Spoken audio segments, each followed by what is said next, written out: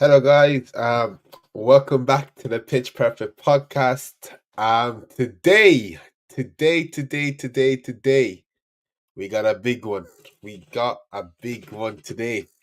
Got some life therapy for the Man United fans. So, I'm supposed Joyce is supposed to be here. I don't know where he is, but hopefully he joins soon. So, yeah. But anyways, United. It's always United. Um, Finn, don't worry. Joyce will be here. Yeah, I don't like personally. I just came back from work. We were supposed to do this stream together. Um, Richie couldn't make it. He's at work right now, so I'm just waiting for Joyce to join, and then we go begin. We're gonna try and get loads of you in today to give your thoughts on the United game. I thought, it's United. I think to be fair, I would like to. I was actually backing. Well, I wasn't saying backing, but I kind of wanted. I was kind of hoping United would, get a result.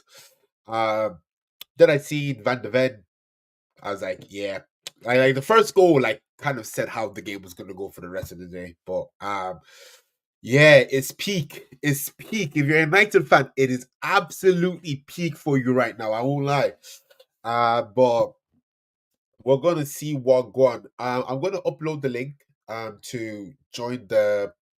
If anyone wants to hop on and give their thoughts on the game, I will. I'm just trying to upload the stream there.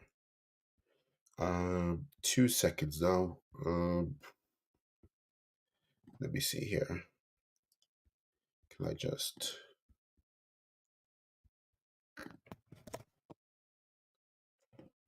2 seconds? So yeah, so that's the link there. I've just put it up in the chat if you man are trying to join it. But yeah, I'm just waiting. I'm just waiting for Joyce now to join me still. But hopefully now we can get someone here in the next few minutes. Give me 2 seconds here now. Perfect.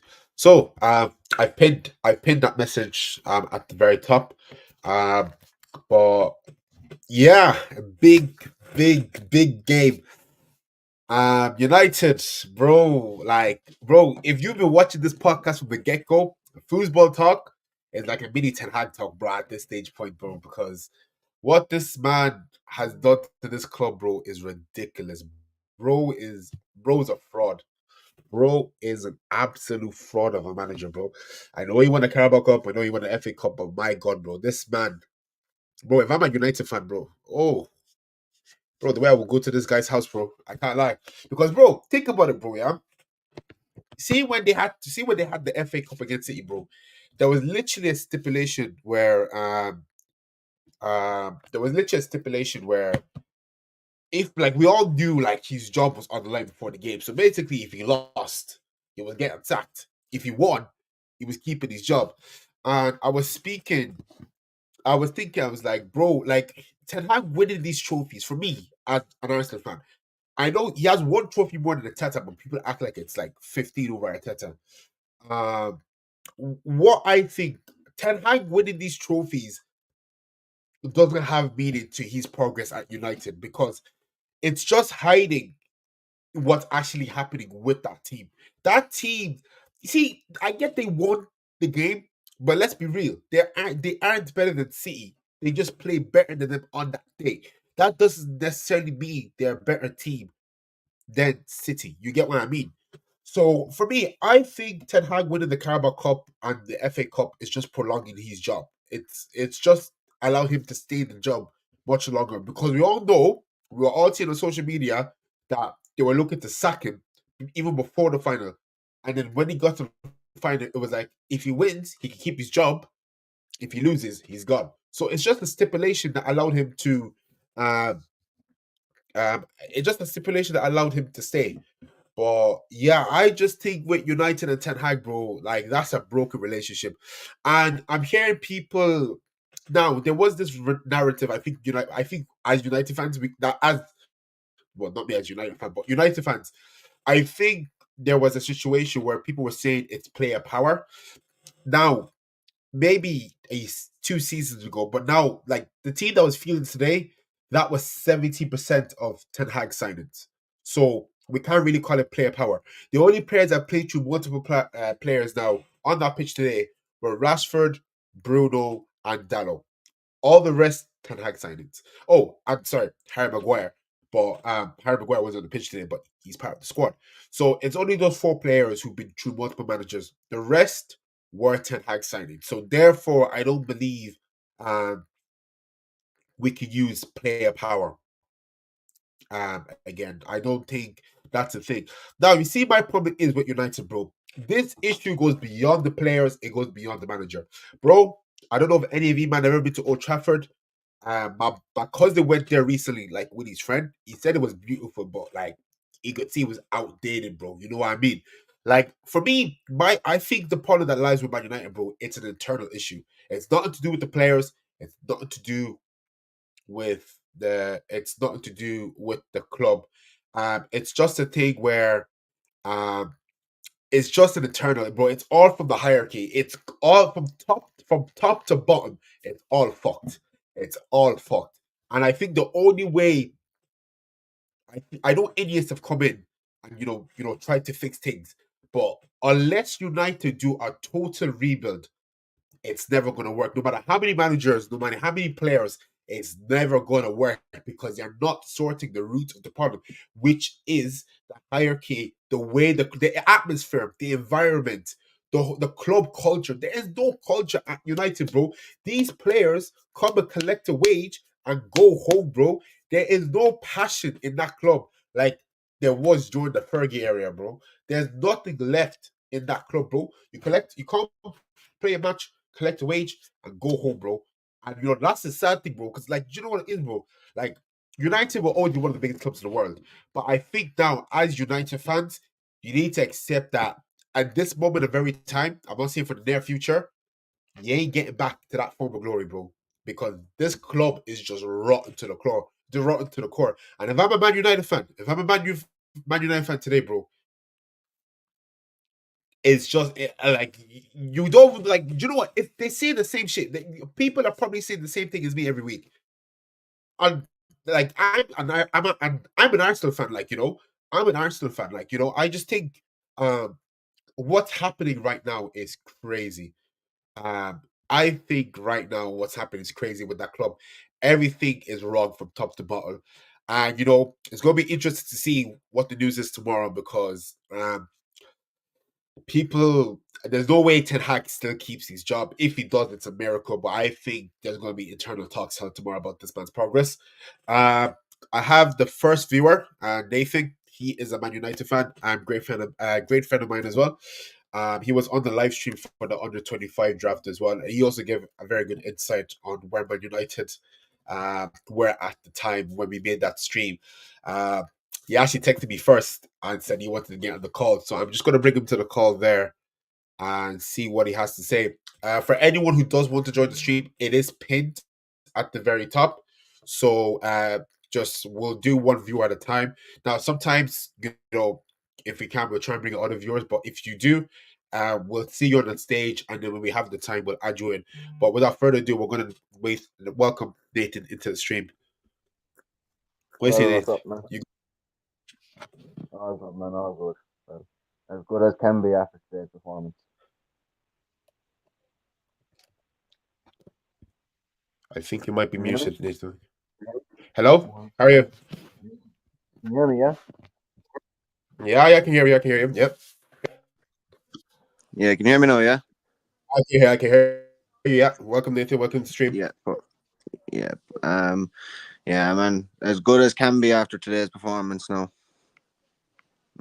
To be honest, I'm probably I'm a bit degraded at the moment of being a United fan. Just seeing today's performance, just seeing that no player out there actually cares about the club, that they want to go out and give it their all and fight 100%. It's tough. It really is tough at the moment. when you go back to the start of the season, Ineos coming in saying it's going to be a long process ahead and patience is needed. Patience is needed, but I think fans' patience is run thin at the moment. I get that. 100%. But like what I was listening there to what you said when you gone back to Ferguson's era, that every player wanted to play for Ferguson and play for United. Mm-hmm. A little insight. If you didn't want to play for United and you didn't want to play for Ferguson, you were gone out the door. Yeah, 100%. Yeah, 100%. Which I think needs to be the process of things now. If you're not giving 100% every game, I think you just need to be, you're going on the sale, but I don't care where you go, but you're leaving. It's United. You're playing for one of the biggest clubs, regarded one of the biggest clubs in the world. And, 100% you're bang on, because I wouldn't, like, as an Arsenal fan, I wouldn't want a player that doesn't want to play at my club at my club. If you're a Liverpool fan, you wouldn't want a player that doesn't want to play for your club at your club, And I just, like, exactly, you hit the nail on the head. I just don't feel like they have that. It's just that, okay, he doesn't want to play, but we'll still keep him because we need the depth. That's not how to run a club. That's the worst way to run a club, because if the players see there's no authority in decisions like that, they'll all just follow suit. So what are they going to do? They can't sell me because they need the depth. They can't sell me because, like, they need us. It's not a thing of it's not a thing where the players need United. United needs the players, and that's the wrong mentality to have. I think it's a player dictatorship at Manchester United. 100%, 100%. The players call the shots at Manchester United, and like, there's any time where United actually had a decent manager. Yeah, we sacked him because he called out what was wrong with the club and 100%. what needed to happen and why the club was in a bad state and who had the club in a bad state. Yeah, 100%. We all know that the longer Ten Hag stays, the more of a laughingstock you're going to be in the league. If we lose to Aston Villa next week, we're going to be 15th, 16th in the league. Yeah, 100%. And that is not a position that you associate with Manchester United. Oh, no. It's just sad to see because, as you said, the one time you've had a good manager, it's been, he doesn't stay long because he calls it out, which he's right to. Jose Mourinho, Ole Gunnar Solskjaer. Well, I'm more inclined of that one kind of big name being Jose Mourinho. Jose Mourinho finished second in the league with Manchester United, and won a Europa League title. He was the one that was most hard done by, I think. Yeah, 100%. 100%. 100%. No, I 100% agree with you. Like, you see, like, it's just a common United. Get me, Nathan. I just feel like it's a very, very, very common pattern. A manager comes in, he finishes well, gets a decent season, and he decides, you know what, I have to say it. This is exactly what's wrong with your club, and he gets thrown under the bus. Ralph Ragnick literally said that they needed open heart surgery. What happened to him? Gone. I feel like you can't speak about United without getting in some sort of trouble. It's almost like illegal to speak about how you feel about how the club is run, which I think is wrong. I think it's absolutely wrong. You're the manager. You have every right to speak your mind on, like, how you feel about the club. And with Jose, particularly Jose, he spoke how he felt. And what United do? Throw him under the bus. Ralph Ragnick literally said it how it was, thrown under the bus. It's a repeat. It's a vicious cycle. They don't want people who are going to expose them for who they are. They want people who would shut up and just get on with the job. I get that too, but they need open heart surgery. As I was saying, from top to bottom, that club needs to be rebuilt from the ground up. But you're never going to be able to do that till you get rid of the board, till you get rid of the owners, the board. Like, there's a brand new board that's after coming into the club. Yeah. Who like I know for the past year and a half, Ed Woodward signed off on signings. That's fair Yes. enough. Yeah. Who is signing off on signings now? Because okay, Ten Hag has only been in the job 2 years, but he's spent £600 million. Yeah. What like £600 million should buy you a team that's going to challenge. I don't Yes. mind not winning. I just want to Yeah. challenge. I want to challenge for trophies. As a supporter, you want to see your team challenge for the biggest and best competitions and trophies in the world.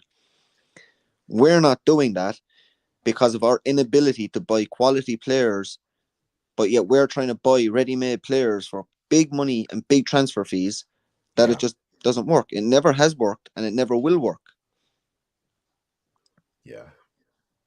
Yeah. 100%. 100%. Specifically the transfer market now. I think, do you know what it is? I'm glad you touched on the transfer market because I was going through some of the signings, and one that particularly stood out to me was the Anthony signing, because Kudus and Anthony played together at Ajax, and Ten Hag managed. I've always thought this. Ten Hag managed the both of them, and what Yeah, made him think that Anthony was Anthony a was £100 better. million player and Yeah, Kudus wasn't? And yeah, but I Kudus. that decision itself baffles me. But what I don't understand is trying to buy every player that made him successful at Yes, Ajax to 100%. United. It's not going to work. Just because it worked in the Dutch league where you had the biggest budget and you were the best club, it's not going to work in the Premier League because you're not the best club anymore. 100%, 100%. Even that, forget about even like trying to bring his Ajax team over. Like going back to the Anthony signing, I think Kudus was picked up for like 40 million Yeah. by West Ham. Like it's just like I know he managed both of them, but making Anthony your marquee signing when you could have bought Kudus for 40, who is the better player, would have But they're at him that though. When you say 40 million, you do like but you know better than anyone, like me and like every person that's probably in the chat. If United wanted yeah. to sign Kudos, it would have been 70 million. Oh, 100%. Just because they know United will just overpay. Yeah, 100%. it's United tax. Yeah, 100%. That 40 will turn into 80 real quickly because it's United looking for the player. On 100%. You're not wrong. You're not wrong. And I just do think, United should refrain from signing homegrown their players. I'm not saying use the academy, but bring But we do players. I need know to you use have the your academy natural. because sooner No, or no, no, no, later, no, money just isn't going to work. No, that 100%. Like, and you have players from the academy. You have, well, we'll leave out Rashford. He's an academy graduate. But like, I'm talking about the younger players like Garnacho, Kobe Collier, Madu, Shortere, Collier as all of well. these type of players, yeah. Exactly. You've done some terrible business with the youth academy as well. Like, like Lee, is that Iqbal leaving for Willie like I don't 500k? understand selling Willie Kambwala. That Yeah, decision really yeah, baffled me. yeah. And you didn't put a There's buyback. You some didn't put a terrible buyback signing. clause in his contract in the transfer either. Yeah, it's ridiculous. Like all of the academy graduates you've had that had great potential for the first team, none of them were sold for a mill. All of them were sold for like 500 to a range of 750k. Now The I get transfer that that's still they're really young, but like these are players where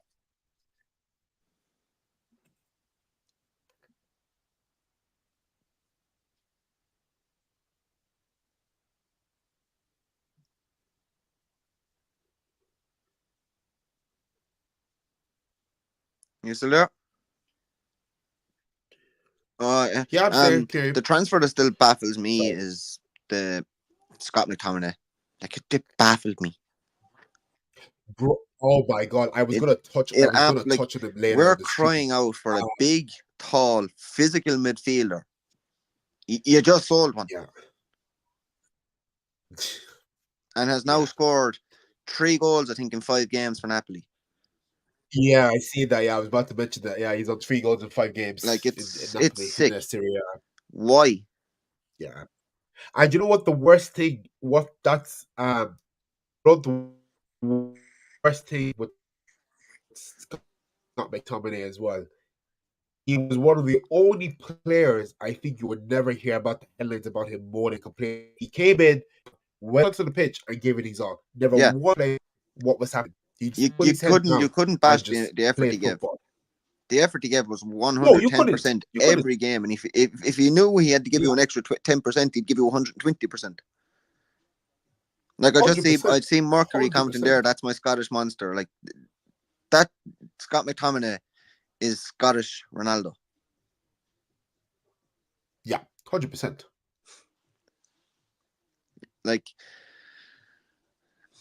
but with today as well, like the sending off. It's a sending off, but it's really, really, really soft. The way United is run is just so backwards, man. I can't lie. The way United is run is so backwards, man. I can't even lie to you. It's just run backwards. It's just you can't even describe in words how United is just run nowadays. You don't know what you're gonna get. But that's the I don't know thing. what it's Like you gonna don't take. know who's going to turn up. No. We could go out next I week and don't. smash Villa 6-0. And then I'll say, It's "Oh, not we're going to keeping." happen. It's No, not I going to know, hundred happen. percent. If There's you a bigger do, chance. if you do get a result against Villa, they're going to be look like, "Oh, Spurs was a blip." No, That's I'd exactly what's still going be to Ten happen. Hag out. No, 100%. But the management are not going to see it. But They're I going to be don't like, know. "Oh, Like I yeah, don't understand what the board are watching week in week out to still stick with Ten Hag. yeah." Like, have they not watched Manchester United for the last 2 years? What kind of style of football have we played in 2 years? I don't know, and I don't think any other Manchester United fan knows. It's long, man. It's absolutely long. It's just crazy because, like, bro, there'll be some people who've watched the Fergie era, David Moyes era, and seen Jose Mourinho, all of Yeah, them, and okay, now, I understand that when you go back to the Sir Alex Ferguson area, but yeah, money wasn't as big back then. no, 100%, 100%. But in terms of what I'm saying, you will have fans who have lived through all this, and you're probably wondering where the fuck did it go wrong? Is what I'm saying. But I think Fergie knew. You reckon? I think he knew that team was just washed and done, and he was like, "I'm leaving now, while my career is still legendary." I hear. I hear. But at the same time, I don't think David Moyes was the right person to Take give over. the job to. Yeah. Okay. I hear that. I hear that. Like, what did he do at Everton? Everton were a mid-table team. Yes. He's a mid-table manager. Uh-huh. He was proven that he's a mid-table manager. So I just think there was decisions made that were maybe the wrong decisions. I get you. Yeah. I think we were kind of like going back to bringing Ronaldo back. I think we were forced into bringing Ronaldo back to stop him from going to City 100%. and to stop the fans from hating the club. Yeah. 100%. Like, there's players out there that don't want to play for the club. No. 100%. That are still there, getting paid 350 grand a week. Bruno Fernandes got sent off today. Maybe was a sending off, maybe wasn't a sending off. What's your take on that? Because obviously we will talk about the match, but what's your take on that? Because I'm hearing it's a red, I'm hearing it's not. We hear your take on it as a United fan. It's both. If a ref gave a red card, you Yeah. can understand why. But if a ref didn't give a red card, you'd also understand why. Okay, that's fine. Yeah. Like, so when he goes in for the challenge, his foot is originally low, but he slips. His standing leg gives, and then when he falls back, that brings his leg up. And there's slight contact. It doesn't have contact with the studs. It's contact with Bruno's ankle on Madison's shin. But it's the fact of his studs are showing, which I understand why it's a red. But if it wasn't a red, I would understand why it wasn't a red also. But in my opinion, it's a red card. No, 100%. I get that. 100%. I would get that. Yeah. So I think now for me, I watched the clip a couple of times. For me, I'm kind of on the same boat, but I'm leaning towards. I just think, for me, my case is you're falling. I get you're not trying. I get you're trying to win the ball, but your leg going like that when you know you're not getting the ball, it doesn't help your case. If you know what I But mean. You know, he I slipped. think there was a chance of him getting the ball. I If know. his I think leg, it's not gone. He's stretching. If you watch that clip, he's stretching. He's stretching. When you slip, it's like kind of like when you slip. If you're slipping, you slip. Because it's not a guaranteed goal if they go on from there. It's not. There's a chance, but it's not 100%.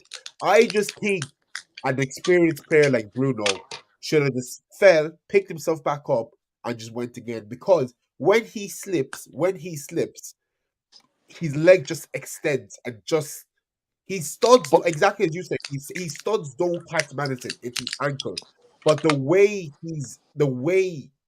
he slips and then the leg extends and catches Madison. It just makes it a tiny bit worse than what it actually looks like. That's my take on it. okay, but do you actually think that he had time to stop his leg from going up, just fall, and just move on with the game? Do you actually think he No, had that much time? what I'm trying to say is, like I said, I think as he was falling, he decided to just try and win the ball. I'm saying he should just not, and he should have just gave up and did But not he's try to win the ball. already mid-challenge. That's what I'm saying. His leg was already extending for the ball, and then his back leg slips. There's nothing he can do about his back leg slipping. Like Like, that's like, literally, yeah, that's what I'm saying. I can understand if it's a red, and I understand why it's not a red. But in my opinion, it is a red card because his leg was high and his studs were showing. yeah, yeah. I understand that your leg was. I understand your leg gave apart, but your leg shouldn't have been there. That's the point. Yeah. Your leg should not be in that position. That's why it's a Yeah, red I know. card, and I completely Yeah, understand exactly. that. It's an unnatural position. If that's what we're both saying, his leg was in an unnatural position. A million What percent is. like your man saying here, the Spurs fan is saying here, Finn. He said he can lower his leg to change the contact, but not completely leave the challenge. That's what I'm. Yeah, that's That's what like. I'm. That's what I'm basically trying to say. I'm not saying you can 100% just drag his leg back. I just think if the leg was lower, if his leg is lower, it's a yellow. But because, as you said, Nathan, because it's high, you can understand why it's a red and why it was given as But if serious. but that's the thing. If I'm the referee, I'm giving him a red card. Yeah, no, 100%. Well, I'm agreeing with you. I'm agreeing with you. I'm agreeing with you. I'm just saying that I think, as like Finn said here, I think he could have just lowered his leg to lower the chances of dangerous play. Is what I'm saying. I Yeah, don't but believe he can completely stop himself. It's that's the possible. thing. It's Like impossible there's to stop like himself. in mid fall, like I don't think there's any Yeah, way that he's going to be able to stop his leg from no, just 100%, constantly raising hundred because percent. when you're falling back, it's a natural instinct for your Yeah, legs to come forward. exactly, exactly, exactly. No, 100%. 100%. But Yeah, it's today's just game was just a complete shit show. 1-0 no. down within 3 minutes. I'm sorry. I'm sorry. I will have to say that first goal was a joke. I think from the first goal, I think we all knew how it was going to go down. 1-0 Like I'm, down within 3 minutes. How many bookings did we get? 6 bookings. yeah, Mason Mount was on the field maybe 5 minutes and got booked. yeah. That's another, like, Richard, I know you're in the comments. I can see you in the comments. How did you finesse us for 65 million for that man? And I want you to reply to that. How did you finesse us for 65 million? Richie, they're calling you out, Richie. They want to see Chelsea's financial books and see how what made you give that price for Mason Mount. They're calling out for you, Richie. They want the evidence. They I want want him in answers, the Richie. chat is what I want. They want answers, Richie. They want answers. Yeah, I know. I can't lie. Mount just has not been a good. I know he's been injured, but my God, what a waste! Like, I But don't he, want to say. but When I say a waste of 65 million, is it right to but he say was that? never he was never a 65 million pound player. No, he wasn't. But you said yourself, United tax. But even at United tax, he had a year left in his contract. That should have been about a 20 million pound player. So we paid True. 45 million pound over what we should have paid. It's the history of United, bro. Just overpaying for players that fucking Not even worth half of it. It's crazy. It's crazy. I don't know where the hell Joyce is, man. Joyce. Oh man, Joyce. Joyce feels my pain. Joyce is Joyce ducking. Joyce, the people are looking for you, bro, man. Joyce, they're looking for you. They're on you, bro. You need to come and show. You need to wait. Hey, Joyce, you need to show face, bro. You can't give verbal and not you can't dish out verbal and not take it back after, bro. Like Nathan's been a brave man and came on the stream and said his shit, bro. He said how it is. oh, that's only half You of need what to I come have out to for the say. people. That's only half what I have to say, Lawrence. The other half is not cut for Oh YouTube. my god. It's not cut for YouTube. Like my Joyce, they're team on today, to you. like Hey. they run around like headless chickens. Nah, They no, actually run around like I can't headless lie. chickens. Like the first, like just before half time, it should have been 1-1. Xerxes should 100% finish that shot. 100% No, finish that 100%. chance. Yeah, 100%. Man, Any I have a striker. question for you. I have a massive question for you because, man, this is baffling me, man. What does Amad Diallo have to do to start, man? Do you know what, Lawrence? I would have sent Yeah. Ahmed out on another. I would have sent Ahmed out on loan again this season. You reckon? He's not. His finished product isn't great. His Man, crossing isn't great. yeah, I don't like. I get that, Nathan, but don't lie. He's been like top 2 players of your season so far. I won't lie to you. Like even against the Palace game, when you took him Xerxes off, you were cooked. Like I he just had want to ask no. you a question though. Uh, How go on. if you've watched like how many games of United have you watched this season, or have 3 you or 4. just been watching? 3 or All 4. right. 3 or 4. So, for as bad as we have been this season, how can you? Yes. How could you pick out a player? 2 players that have stood out for United, because for me, all of them have been dog useless. None of them even deserve to be fucking thought of as a player of the year or a player of the season or No, any 100%. But like, if we're just going speaking on, if you had to pick one regardless of performance, I would pick Ahmad. I would even put Marzwari in there for a shout. I know he didn't have the best of games, but he's been quite. He's been quite a good player. He's been quite a good signing. I'm a fan of him. I won't lie. Ahmed, we know what Ahmed could do since Sunderland days. We know what he's capable of. I don't think his finished product is bad. I just think the system and the teammates he's playing around are not helping him excel. You know, Ahmed Diallo, like Ahmed Diallo, from I think he has a lot of potential. And I like, I get you have to start Rashford. It's a big game. We've said it before. We've been here. Garnacho was not a starter. He's But I'm not he's an saying impact about sub. starting Rashford. I'm just saying, like, I think Amad Diallo is one of the best youngsters around at the moment. I really do. But the way, like, for me, 100%, yeah. For me, he just cannot improve himself in that United team, because that United team don't seem to want to go anywhere or have any improvement in them. So that's why I'm saying, if I would send him on loan, 100%. there he's going to be playing full time, 90 minutes against low opposition, getting his confidence, learning the trade. That's my point. That's why I would have sent him on loan. Like, there's no way. Like, Kobe Manu has come into the Soul and basically had everything put on his shoulders. Here, bud, the weight of the team is on you now. You're 18 years of age. It's on you. Off you go. Yeah. Like any young player 100%. that comes into the club, it was the same with Rashford that time.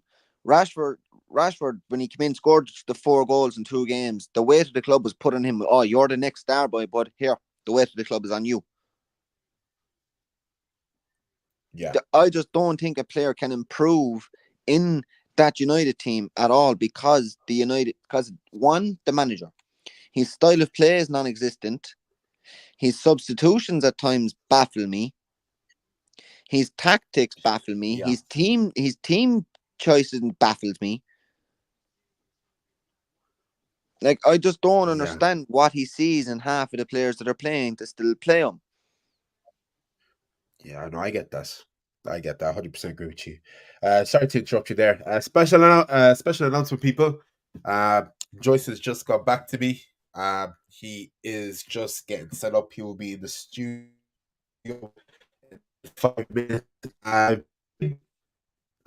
know because Finn and Joyce were going band for band before, like 2 days before this game, giving verbal each other. So Finn, if you're somewhere in the comments, I'm more than happy to let you into the stream if you want to say your piece. Sorry to interrupt you, Nathan. Just saying All that good, Joyce will man. be here All good. because All people good. are looking for this. This man is a wanted man right now. But no, Nathan, 100% agree with what you're saying. As Richie was saying here, um, he thinks Ten Hag sets the younger guys to fail by playing such mid players and formations, basically. But that's why I Um, agree with him. Like United's. I think Mazraoui is best off playing on the left. Delo should be yeah, playing on the right, where he naturally plays. yeah, Menu, there's too much weight on Menu. He's being started in hundred every game. percent, He's playing every minute. 100%. Ugarte is still young as well. He's going to have to come in and learn the fray. He's been thrown into the deep end. Christian Eriksen is too old. He doesn't have the legs anymore. He's been thrown into the deep end. Bruno has to pick up on a lot of slack that's been left by some of the lazy forwards. 100%. Rashford probably doesn't deserve to start. Xerxes is not good enough. Simple as. Garnacho is I not as say good as he it's was early last days for. season. I say it's early days for Xerxes. I wouldn't say early days. I No, would say early Lawrence. days. It's not early days, man. As a number 9, he has got to be scoring that chance today. He has got to be finishing that as a number 9. I hear it. Like, Hear it. there's just no improvement at all since the start of the season. Like the other night, FC20, you went 1-0 up. Why aren't you going for the kill? No, we'll sit back. Yeah, We'll hold out for a 1-0 win, and look what happens. I get you. I hear.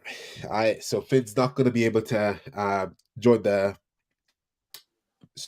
stream. He's not at a place where he can actually join the stream right now, but he's going to press him from the comments regardless. So it's just a matter of a case where Joyce comes in now. I'm just waiting for his image to pop up in the studio here so we can Do you add mind him. if I stay to see But what his yeah, take on the match was today?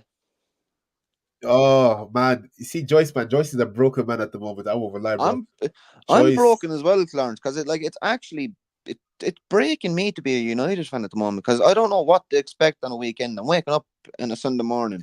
Like today, I yeah. went to work. I was all hopes and good hopes of getting a good win today. Do you know what, Nathan? Sorry to interrupt you there. Spurs had no Spurs had no You know the human son, no hatred. nothing. I was like, yeah, good chance of a win. Yeah, No, yeah. But like you know the hatred between us and Spurs. Like I was like draw would be good for you because you're both not in good form. I'd be like a draw would be okay for you because you're both not in good form. I was kind of low key hoping United would get the win just to just say like Spurs are just shit because we know how much we hate Spurs. But yeah, man, to get done like that, bro. Come on, bro. To get done like that, bro, like you gotta like if you were asking, if you weren't even like to be fair, because I've had my new fans still say they back this manager because we can't sack him. There's no other good managers out there.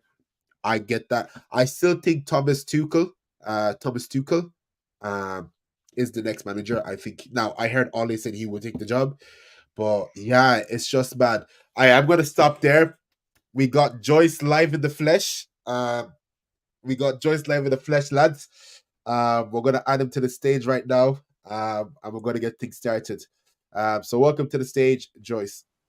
Wagwan, Joyce. Wagwan, Big Joyce. What's up, dude, bro? Can you hear me well? Yeah.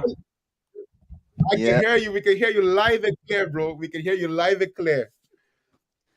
How's Hey, how's Joyce, how's the people have everyone been waiting doing? for you, bro. You're a wanted man, bro. You're a wanted man.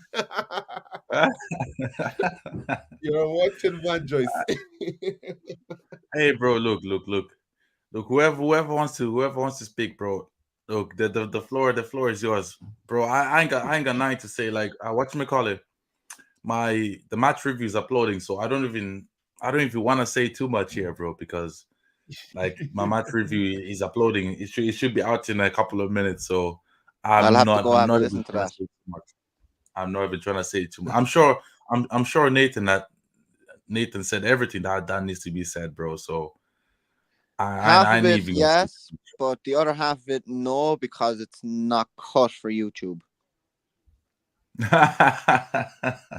Hey Nathan, bro, don't be scared, bro. Here, there's no filter, bro. You let everything out, bro. It don't Ah, matter, nah, bro. man. But like today, man, I like being honest. I turned off the game at halftime. Not gonna lie, I turned the game off at halftime just because I'm literally sick of and tired of just watching headless chickens run around the field trying to score and trying to defend. Like like we cannot score. Why can't we score? We're top in biggest chances missed in like in a table of that. We're actually top of it, and it's so bad. Hey, bro, look. What can I say, bro? What can I say, bro? All the only problem, the funny thing is that yeah, like all these people, bro. Like at the start of the season, I was saying, bro, like I don't know if you've watched any of my match reviews, but bro, I've literally been repeating myself, match it, match out, win, lose, draw. I've been repeating myself, bro, saying the same shit, and people have been getting on to me saying, "Oh, bro, don't be too reactionary. Why are you being this? Why are you being overcritical? It's the start of the season. There's a process. There's progress. Just be patient. Just be patient, bro. Just be patient. These people have got what they want. That's what they've got what they want, bro. This shit show, this package, no style of play, no philosophy, no identity. This is what these people wanted. Lawrence made a good point earlier. He said, like Ralph, when Ralph was in charge, Ralph came out saying that this club needs an open heart surgery, bro. Yeah. Like, And the bro, next this is day he was from like, top but the next day it was from like top to he was bottom, bro. like, we all know he was sacked, but it came out that he left the club because he wanted to focus on Austria. No, it wasn't. He was sacked. Stop trying to sugarcoat things and tell us straight he was sacked because he called out the club. Like you said there's no philosophy, there's no identity. Halfway through the game, it's the camera span to Ten Hag, and Ten Hag is shaking his head because the players aren't like, but you're not good enough. Why are you shaking your head? You can't shake your head at the players. You're just not good enough as a coach. It's simple as. You came from the Dutch league. It's just not good enough. Bro, I don't. Even about the shaking his head. That guy, in his heart, in his brain, he deep down, he knows that he sent those players out to the slaughter, bro. He know deep down, he knows that himself, bro. He knows, like all that shaking his head is for the cameras, bro. All that, it's all for the cameras, bro. My man knows, bro, that I had no plan here. I was just banking on the players to be good enough to get us through the game, and the players were not good enough because I had no style, and I'm getting found out. I just have to act in a certain way. I have to act as if I'm disappointed, bro. This Yeah, manager, yeah, he's cooked, bro. Like, bro, we are down out here, bro. This manager, the sooner this guy, the sooner we can get him a ticket back to Amsterdam, the better, bro. Because it's just seeing his face, bro, is annoying me, man. Because I haven't watched his press conference yet, but I'm sure he's probably saying some bullshit that, oh, if we didn't get the red card, we're gonna get back in the game and win the game, bro, or some shit like that, bro. I just know that this guy, like, but bro, I haven't just watched think it about either. him. But I just know he's going to blame the red card. Oh, we were on top in the game until that red card happened. I just know that's exactly what he's going to say. And I like Scott is saying it here. It's the same. It's the same shit as last season with different players. It's not even different players. What is there different? Two players, three players, and them three players haven't adjusted to the league yet. Like it then.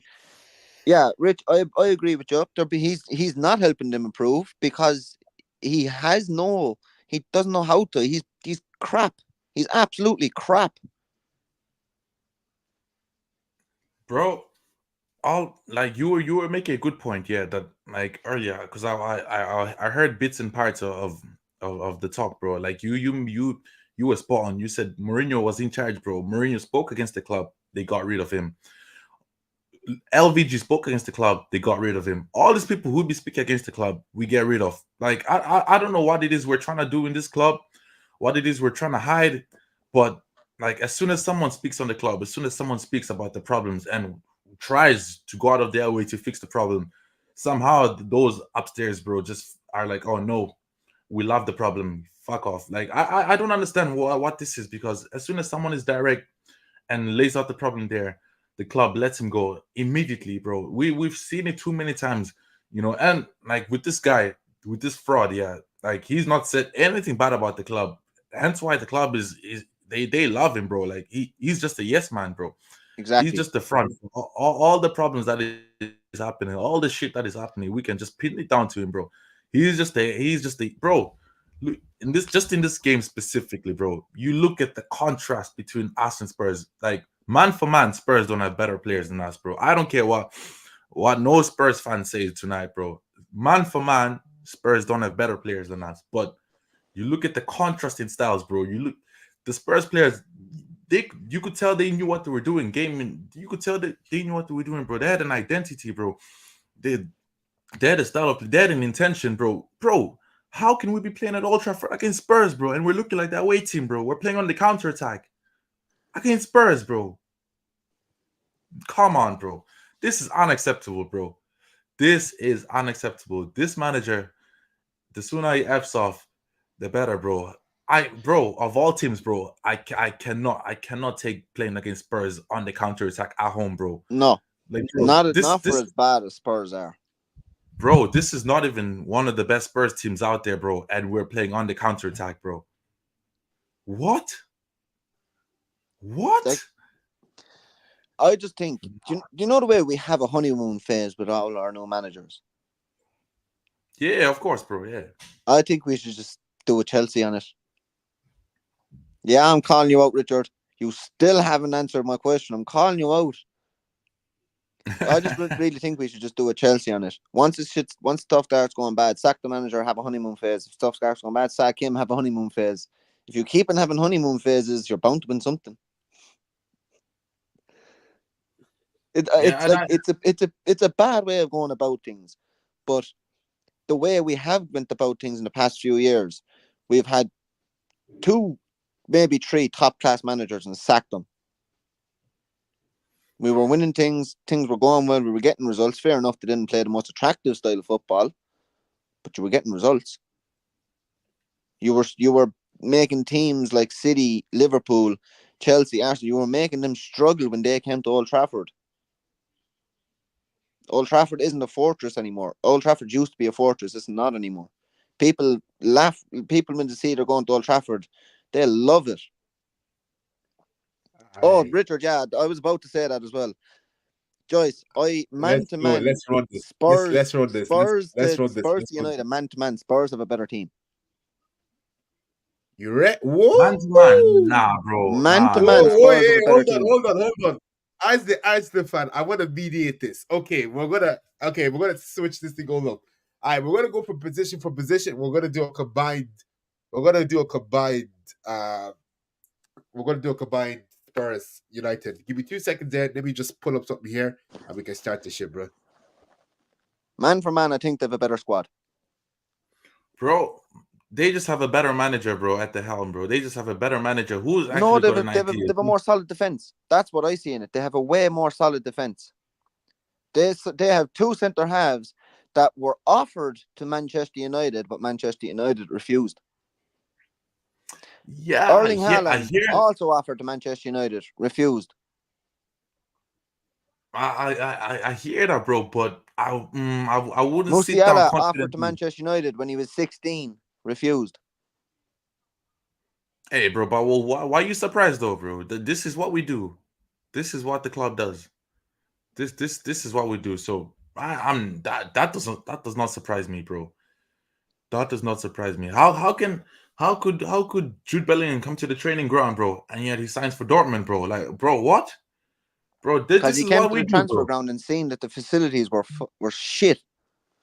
This is what the club do, bro. How can Jude Bellingham, bro, came to the club, bro? He met Eric Cantona, bro. He met all these guys, bro. Yet he decided, nah, fuck this, bro. I'm going Dortmund, bro. Like what, bro? This is what we do, bro. But he knew he would get better improvement at Dortmund anyway. But this is what I'm saying, bro. Like if it's not about money, bro, nobody wants to join Man United. Simple as. Let's not lie to ourselves. Let us not lie to ourselves. Scott, I disagree with you, bud. I'd have Vicario in there. I'd have Van de Ven. Maybe I wouldn't have Romero as he's too prone to yellow or red. I'd have Udogie in there. I'd have Bentancur in there. I'd have Madison in there. I'd have Son in there. I'd have Kulusevski in there. And I don't know, I'd probably put Son up front and maybe have Garnacho on the left. Just because there's no, like, I wouldn't be putting Dominic Solanke up front.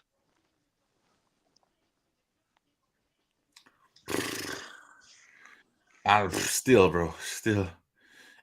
Even for us to be in this position, trying to compare, bro. But I also said this on the stream, man. If we lose to Aston Villa next week, we're down in like 15th, 16th. Bro, I don't even bother look at the table. What's the point? Well, what's the point of looking at the table? It just depresses me more, seriously. To be honest. What is the point, bro? Look at the table, bro. Ain't gonna change how shit we are on the pitch, bro. Ain't gonna change anything, bro. Like, I just want to make sure we're not fighting fucking relegation. Hey, bro. If you've seen the performance against 20, bro, we might as well be fighting for relegation, bro. Like, this team, I watched it, man. That was on the floor, bro. That was tough. I mind them. We got a Spurs Man United combined 11, so we're gonna talk this. We're gonna talk this through one by one. I'm the Arsenal fan, so I'm not gonna get involved. I will let you guys give your honest opinions on who gets what. So, goalkeeper, who do you want? Be honest now. Who do you want as the goalkeeper? I think Joyce is probably going to say Onana. So, if you want to probably say your piece first on Onana. Nah, bro, I'm happy with Vicario and goals, bro. Like, Onana's been very dodgy since he came here, so I have no arguments with yeah, Vicario, for me, bro. man, Onana just gets beat way too easily at his near post. He was meant to be brought in as a ball playing goalkeeper, if that's even a thing, and he's dog useless with his feet. So for me, it's easily Vicario. All right, so we got Vicario as goalkeeper. All right, we'll start off with right back. No question, Dalot. Okay. Probably not. Like, I don't think that's a debate because Mazraoui hasn't done much, and for me, last season Dalot was probably our best player. Would you agree with that, Joyce? Yeah, I can't disagree with that, bro. Dallow's been solid, bro. This season he's been caught a little bit, but he's still been consistent enough for me to have him starting for sure. I think Lawrence is lagged out. I think so, yeah. But you know what? I'd even have Mazraoui right back and Dalot left back, bro, because we've not had a left back, bro. Like even last season, we didn't have a left back, bro. When you think about it, yeah, Luke Shaw was out for most of the season. I don't understand that, man. How can Luke Shaw constantly be fit for England, but when it comes to playing for United, he's just injured?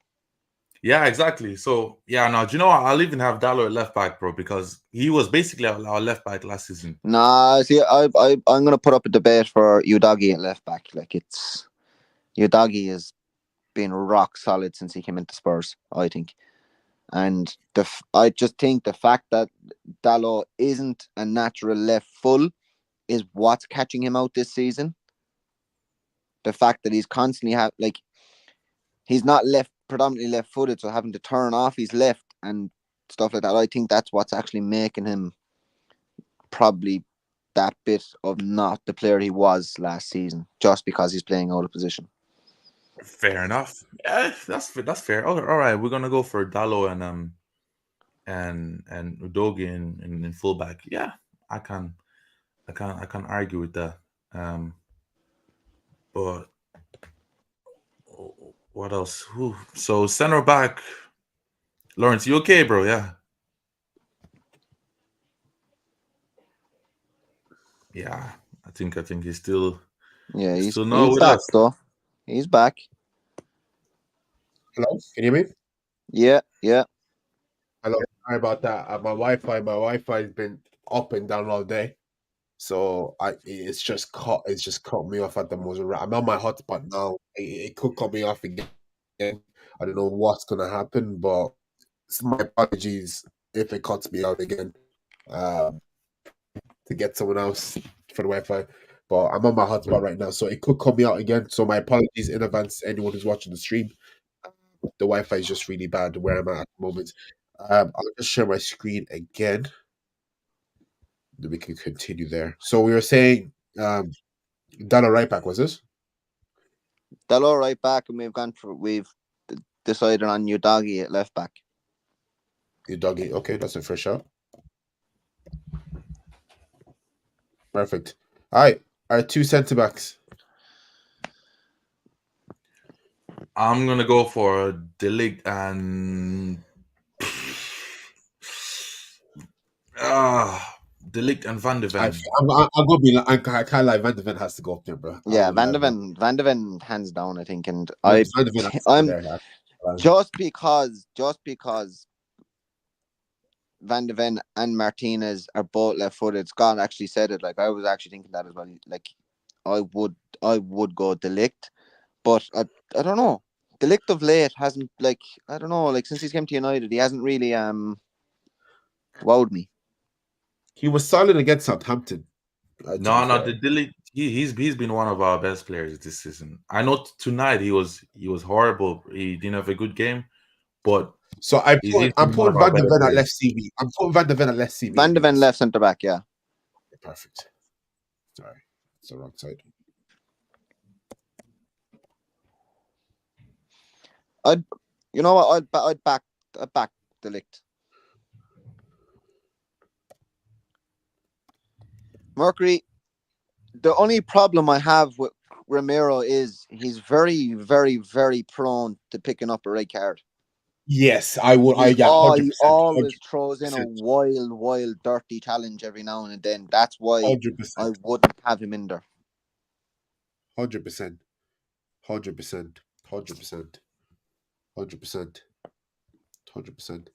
Okay, so who are we going to throw on the right? Yeah, we're going for De Ligt on the right hand side, bro. We'll go De Ligt on the right, yeah? You sure? Yeah. Yeah, okay. De Ligt on the right. Sorry. Jesus Christ. All right. So, now, I went with two holdings. We could change the formation altogether, but if you're happy to leave with two holding midfielders, I'll have two holdings because I'd have two centre mids anyway. One's gonna be a box to box. Okay, perfect. Who do you want? Do you want a choice, Joyce? I'm gonna go for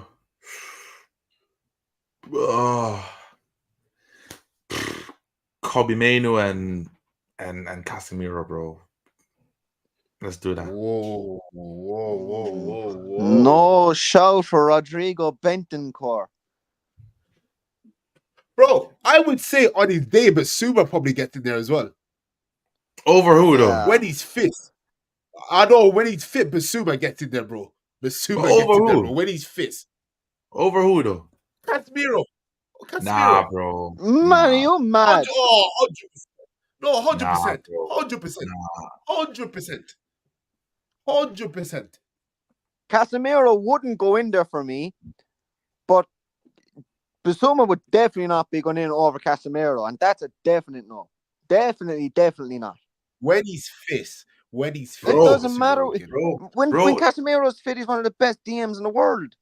Bro, there's no one going over. I know Casemiro has been shit of late, but bro, this guy, bro, there's none of those Spurs players go over him ahead of him. I refuse that. Okay, now Mercury again. We're picking the two centre mids. Kulusevski does not play in the centre mid. I will put Bentancur then. I would. I'm making a strong case for Rodrigo Bentancur here, man. Bentancur absolutely pissed all over our midfield today. So I'm going Bentancur here, and then I'd make a strong case for Bentancur and Casemiro for me right now on current form. If this team is based on current form, then Casemiro is not in that team. There's no way. Is this based on current form? Based on current form. Fair enough. All right, fair. All right, we're going on the right hand side. Because if you're going on, seriously, like if you're going on current form, bro, like none of our players should be there on current form. We shouldn't. Even Kobe Mainoo should not be there on current form right now. If that's what we're trying to do, Kobe Mainoo's been shit this season. If we're trying to do current form, none of our players should be there. On only the league, bro. None of them. Kobe Mainoo has not had a great season so far. So if this is what we're trying to do current form, then we can, like what Mercury is saying. I still think Kobe Mainoo should be in there. The only reason, like I think Kobe Mainoo hasn't been performing is, again, he's young. The weight of the club has been lumped on him. Yeah, I understand and I agree, bro. But it's we're talking about current form, like you guys are saying. So this is what we're doing. Since it's current form, Kobe Mainoo cannot be. I probably agree with Richard. Probably the back end of last season and current form. So maybe include the Euros as well, and maybe the Copa America and stuff like that.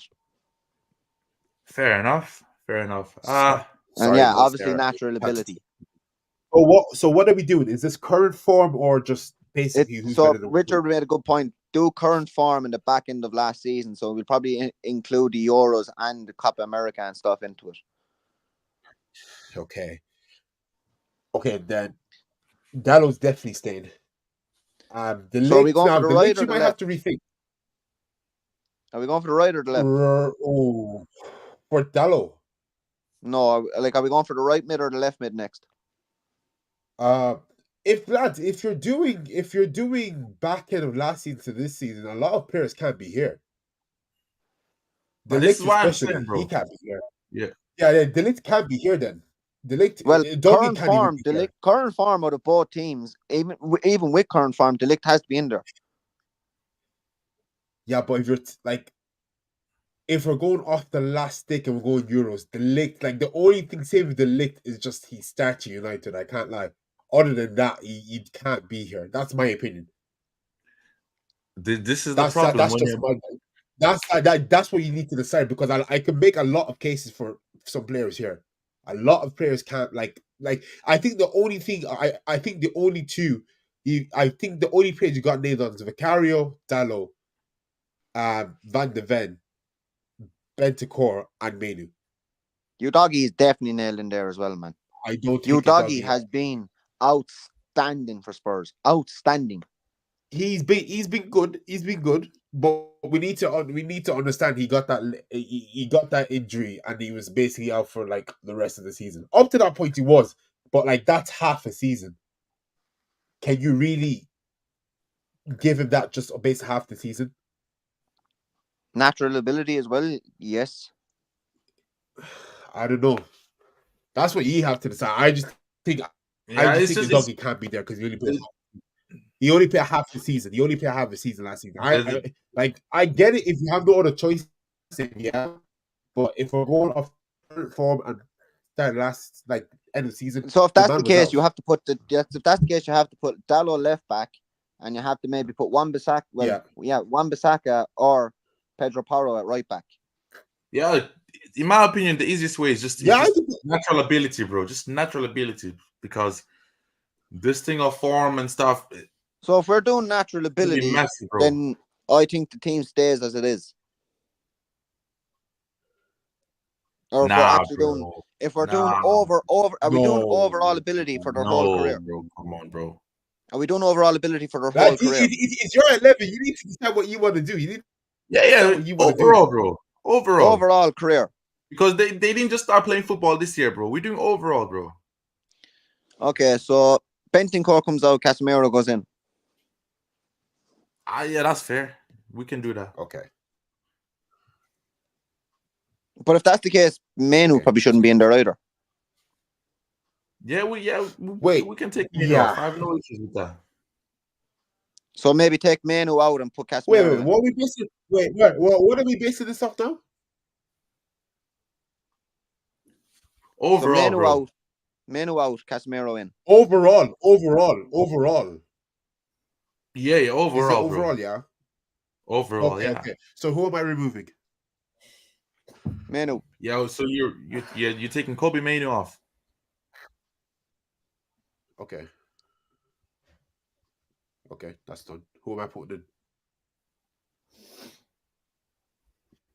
Who do you want in there?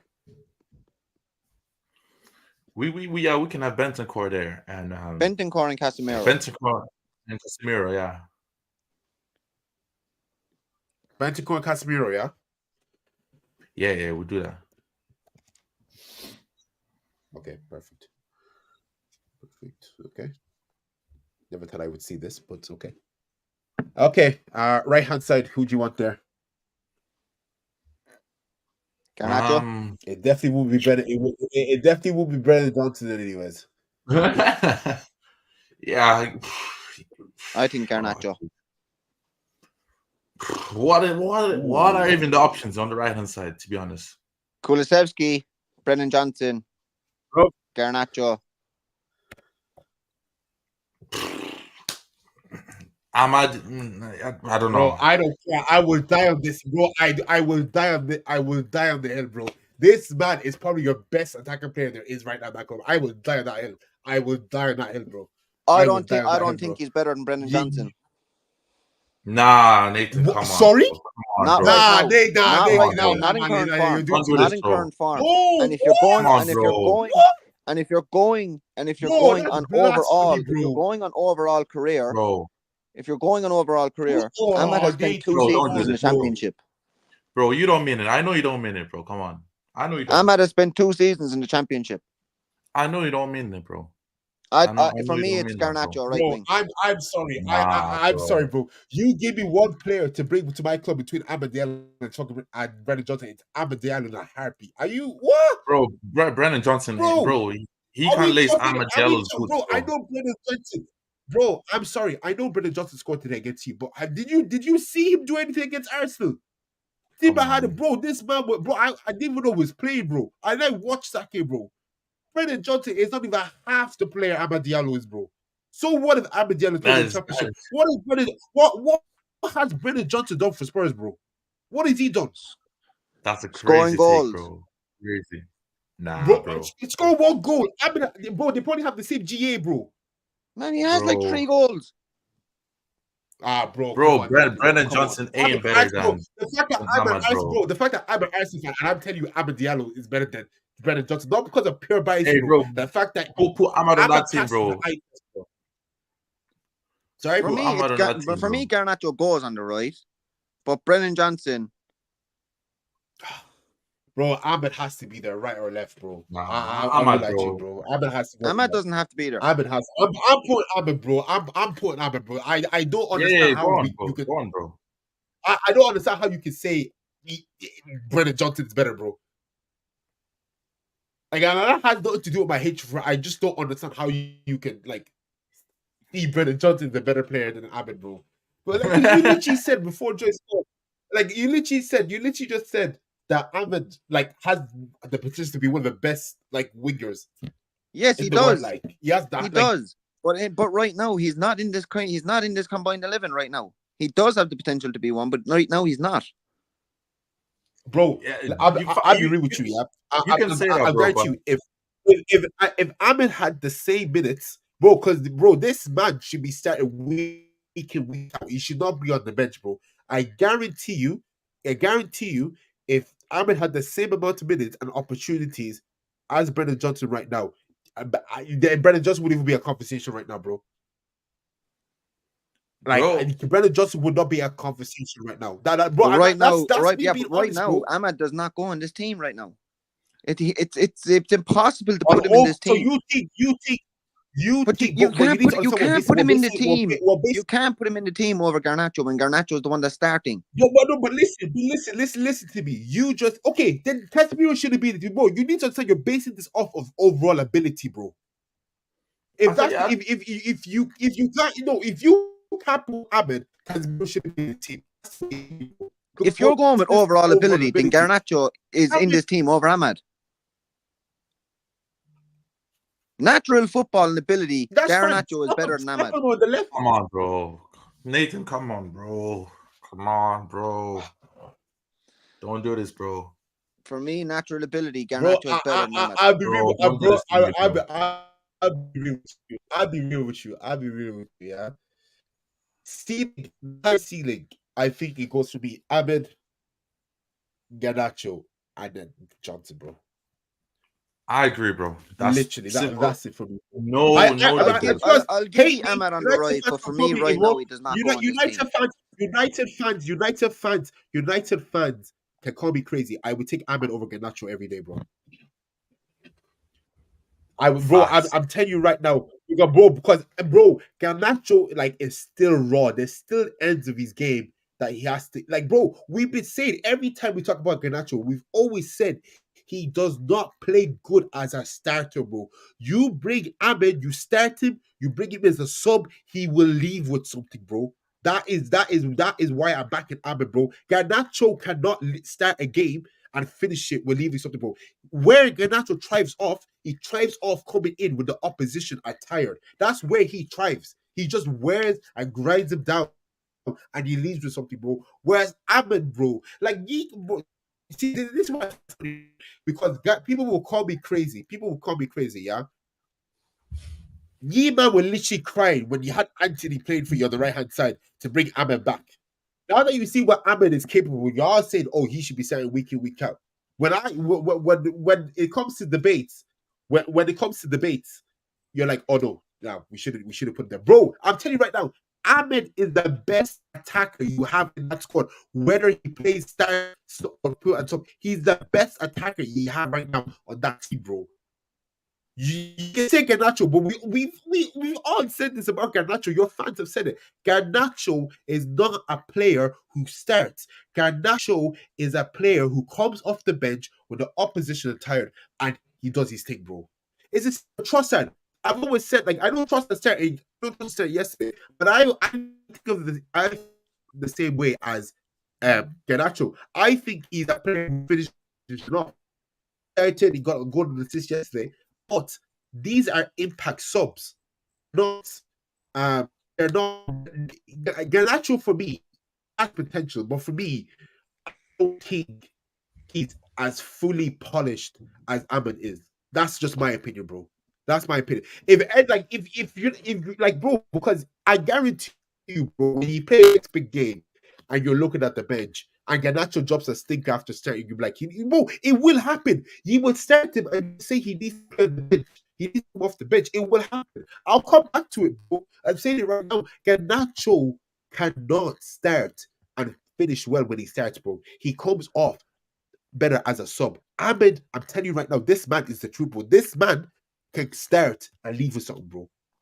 That's my basic opinion. And for people saying, "Oh, he started in some game," bro. Name another player that left with something when Ahmed started with him, bro. He is your main threat, bro.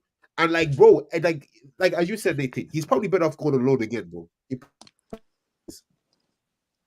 He probably is, bro. Because the way I see it, bro, the same with Kobe Manu. Well, obviously you can't sell Kobe Manu, bro. But these men are playing without no guidance. There's no tactics. There's nothing going on there, bro. There's no vision. There's not. These men are just gonna be wasted at United, bro.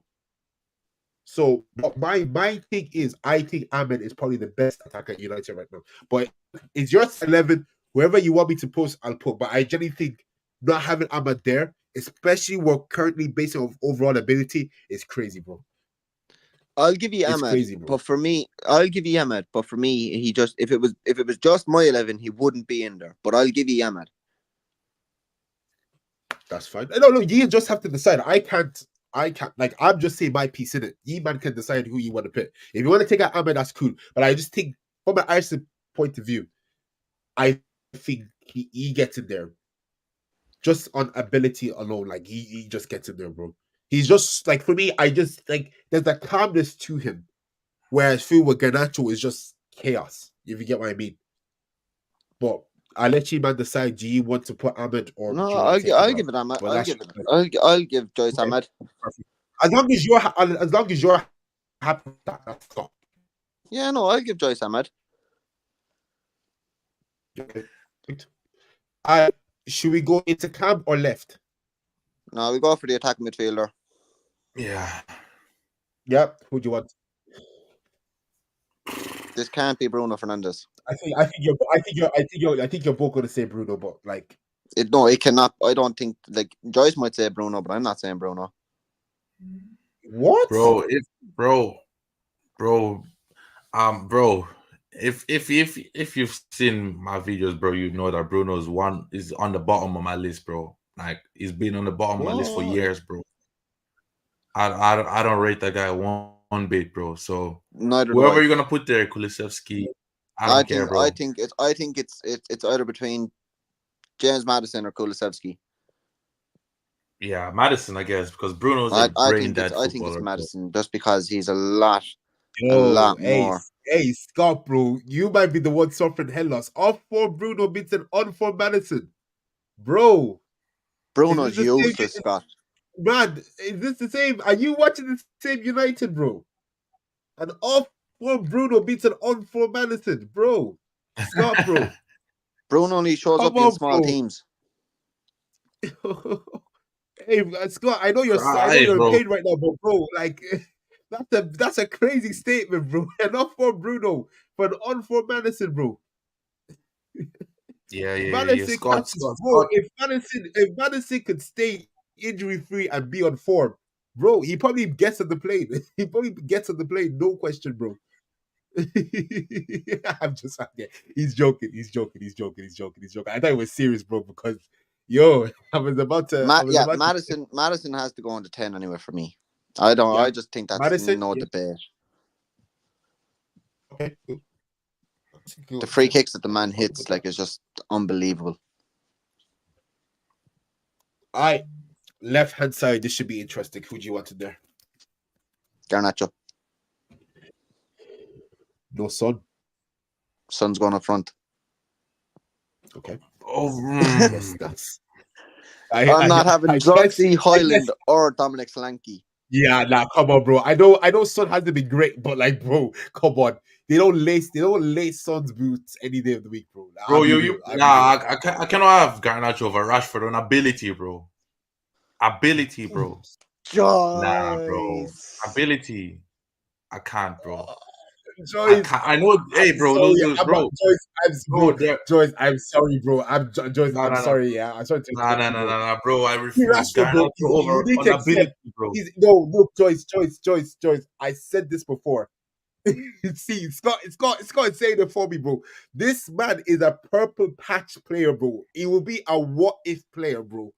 Bro, it's God, bro. Rashford for me, bro. Bro, Rashford, bro. that's I know he done bits, but bro, come on, bro. that's the exact I same know. thing. I said Garnacho doesn't, That's the exact same thing you're saying about Garnacho. bro. Garnacho is a purple patch player as well. He just he only plays well when he comes off the bench and stuff like that. Bro, we're basing it on ability only. Just ability, bro. Just ability, bro. That's what ability does Garnacho have? I'm gonna let you in to talk out because I've done too much. I'm gonna let you in talk it out, bro. Rashford cannot be in here, man.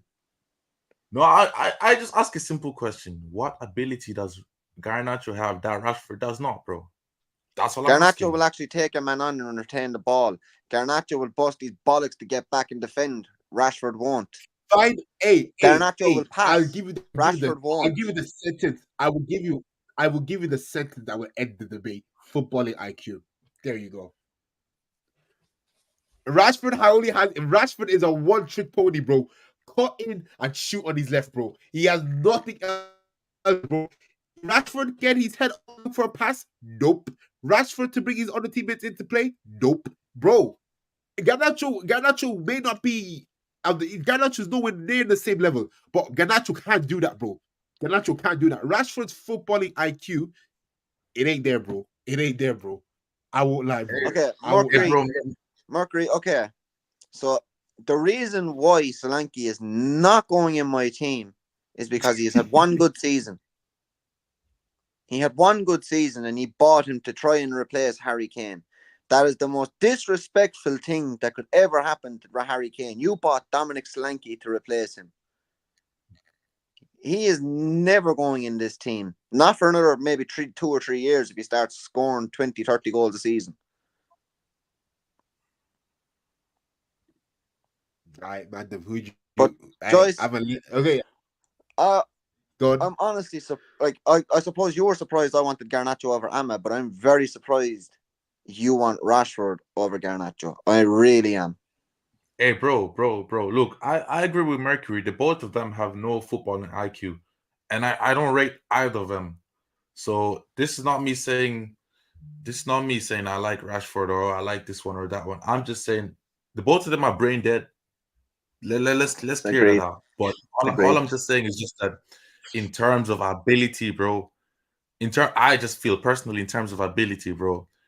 Like there are things that Garnacho can do that Rashford can do, and there are things that Rashford can do but Garnacho can't. That's just Okay, what I'm fair, basing it on, bro. fair. Simple Okay, as. fair. But I So agree. taking I'll out give you that. I Garnacho, agree. I'll give you that. But I'll give you there that. is a player that can do what the both of them can do, but just better. But it's just the fact is, I will not have any other striker up front. that's fair. That's fair. We can go with Garnacho. Look, they're both dead anyway, so there's no But point arguing Mercury, about. Solanke isn't the only person that could replace him. Danny Ings could have replaced him, and if not, being even better. And if you're playing for Spurs in the peak of your career, it says a lot. That's true. That is very, very true.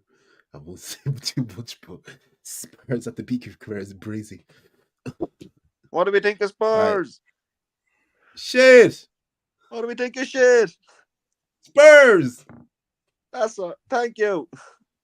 That's all right. We hate We hate Tottenham. We Tottenham. hate We hate Tottenham. Tottenham. We We hate hate Tottenham. Tottenham. We We hate hate Tottenham. Tottenham. We hate Tottenham. We hate Tottenham. Oh, Tottenham, we hate We hate you. you.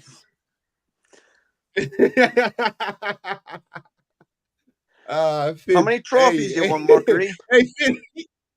How many trophies you won, bud? And you can't count the Audi Cup.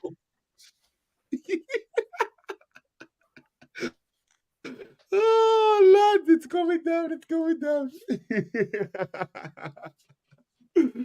Oh, lads. Champions of England. You'll Okay. never sing that. You'll never sing that. You'll never sing that. Champions of England. You'll never sing that. Oh, Spurs fans rattled. Mercury, hey, Mercury's getting rattled, bro. Mercury's getting rattled, man. Mercury, I thought you were supposed to get press Joyce today, bro. Come on, bro. What God? We haven't 80 factored years in the ago? champions of England. 80 years ago.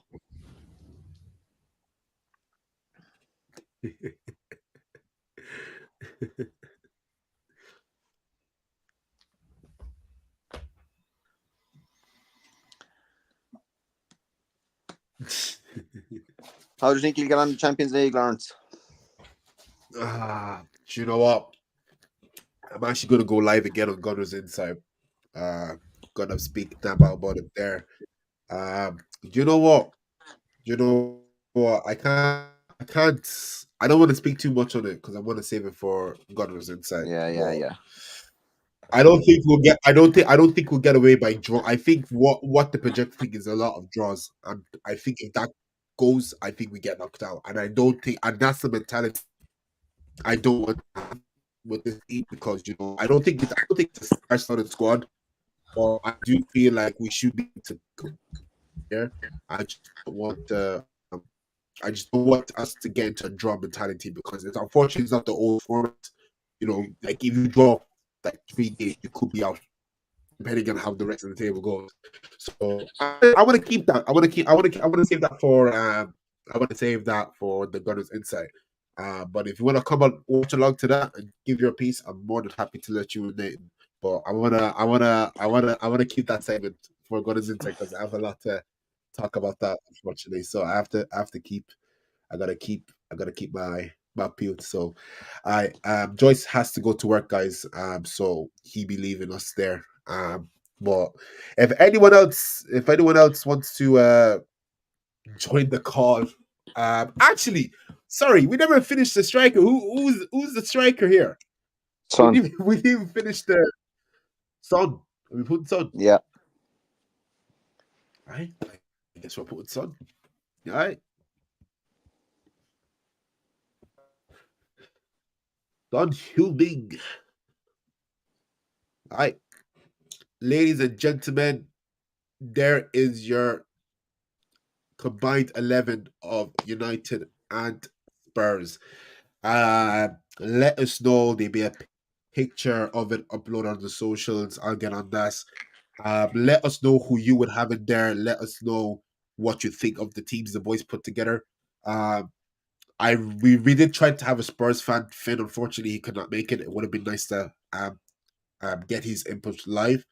But look, this is what the boys have went through. To be fair, it is balanced. I don't see a lot of bias there. I think it's a good mixture.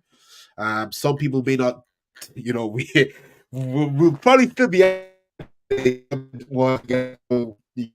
I think the defense was very easy. Midfield was very easy. The number 10 and the striker was easy. It's the left mid and the right mid is where the debate happens. So let us know in the comments on the socials and let us know what you think. But Finn, I as don't for know if that, you've realised, but right now both of us are mid-table teams.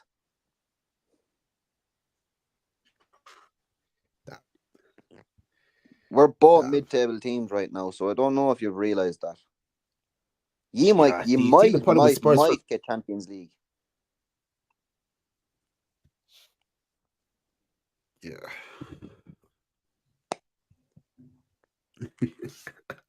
It's crazy. It's crazy. It's crazy. Hey Finn, are you sure you can't come with stream, bro? Because you're very quick with the typing in it, bro. Are you sure you don't have time for the stream, bro? Because like I Finn. It is it's Is unreal. what even worthwhile? We're like we It, both finished mid-table last season. The season before that, both finished mid-table.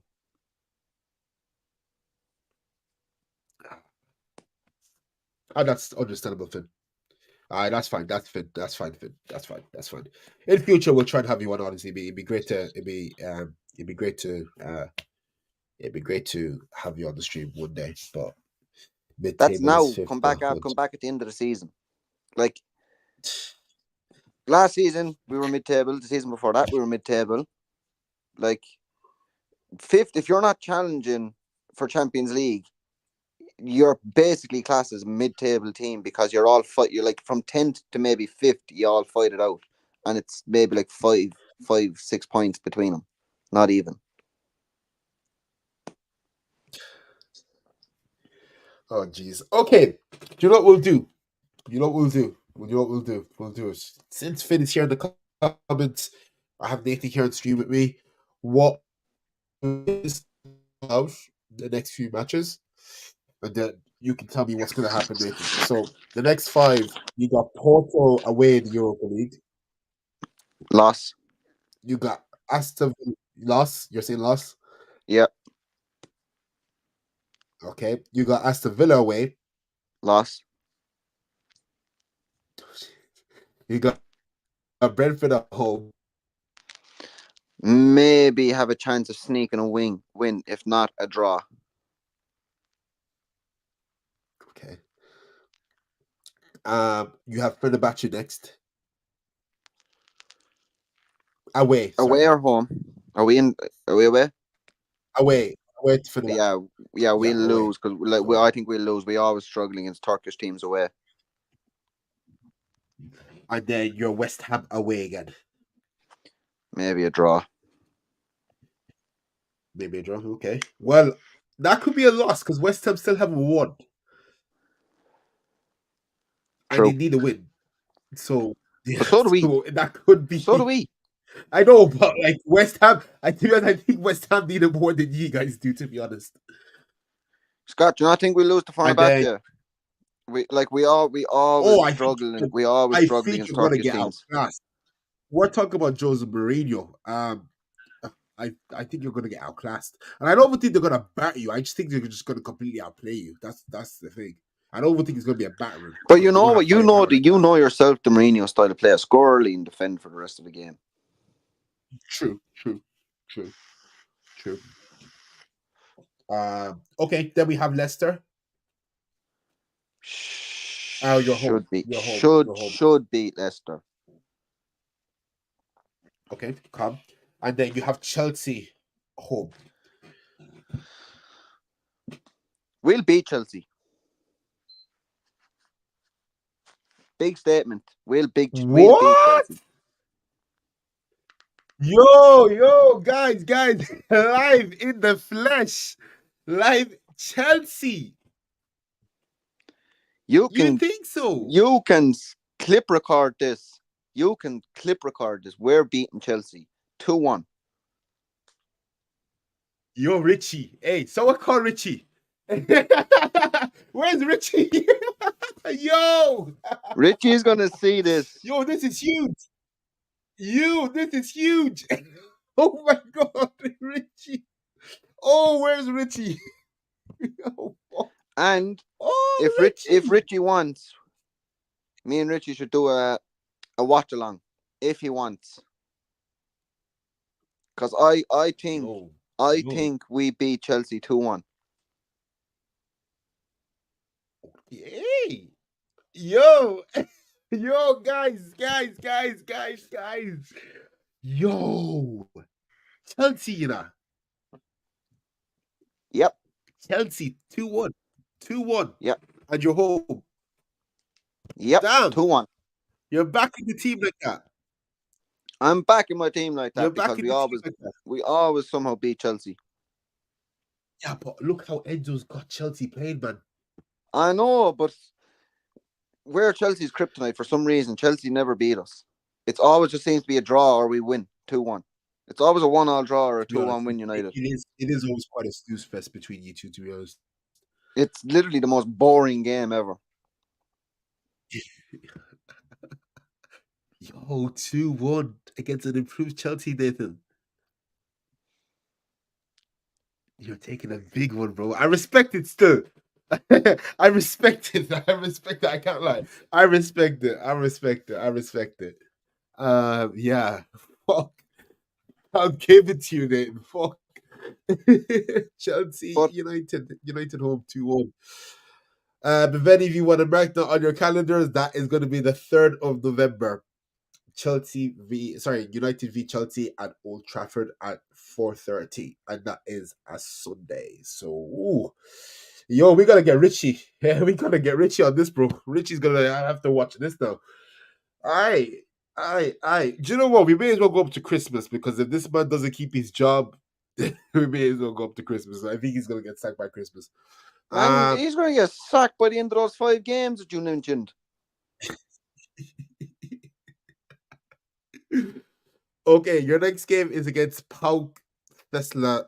Anyone who's supports this club, I sincerely apologize. It's PAOK. Sorry, I'm just gonna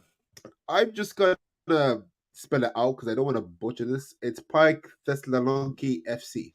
Oh, Prague. Oh, we should be hammering them. If we don't hammer them, he's definitely out the door.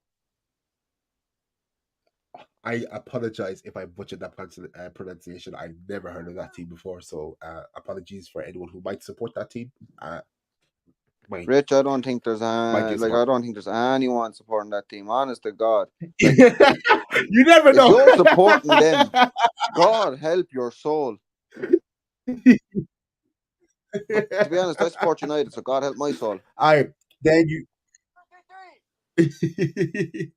Oh, sorry. Your fixture against Leicester was in the EFL Cup, which is the Carabao Cup.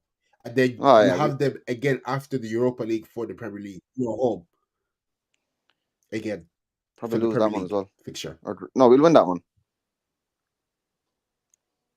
Yeah, the first fixture was the EFL Cup at home. You said you beat them. Do you beat them in the Premier League as well? Are they at home in the Premier League? Ipswich away. No, you're home. We should beat Ipswich. Should beat Ipswich. Oh no, sorry. Ipswich are away. Ipswich are home. Sorry, I thought you still out about the Leicester. Ipswich we should still beat them. Should still beat them. Okay. Europa League. You're back to Europa League. You're playing against Bodo Glimt. Should pull a win. You're home. You're home. All right, you're home. Okay, fair enough. Next game, you're back in the Premier League. Everton, you're home. Yeah, we'll beat Everton. Everyone beats Everton. Okay. Next game, you're playing against the big boys. You're away to Arsenal. Go, go, go, go, go, go, go, go.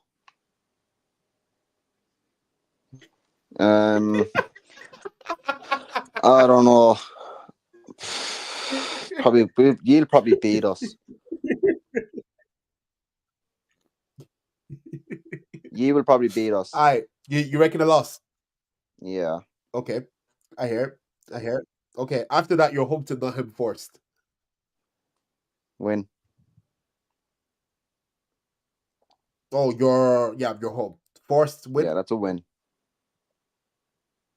Okay. You're back in Europa League. You're away to Victoria. Win. Okay. Saturday, you're back in the Premier League. You're away to City. 10-0 loss.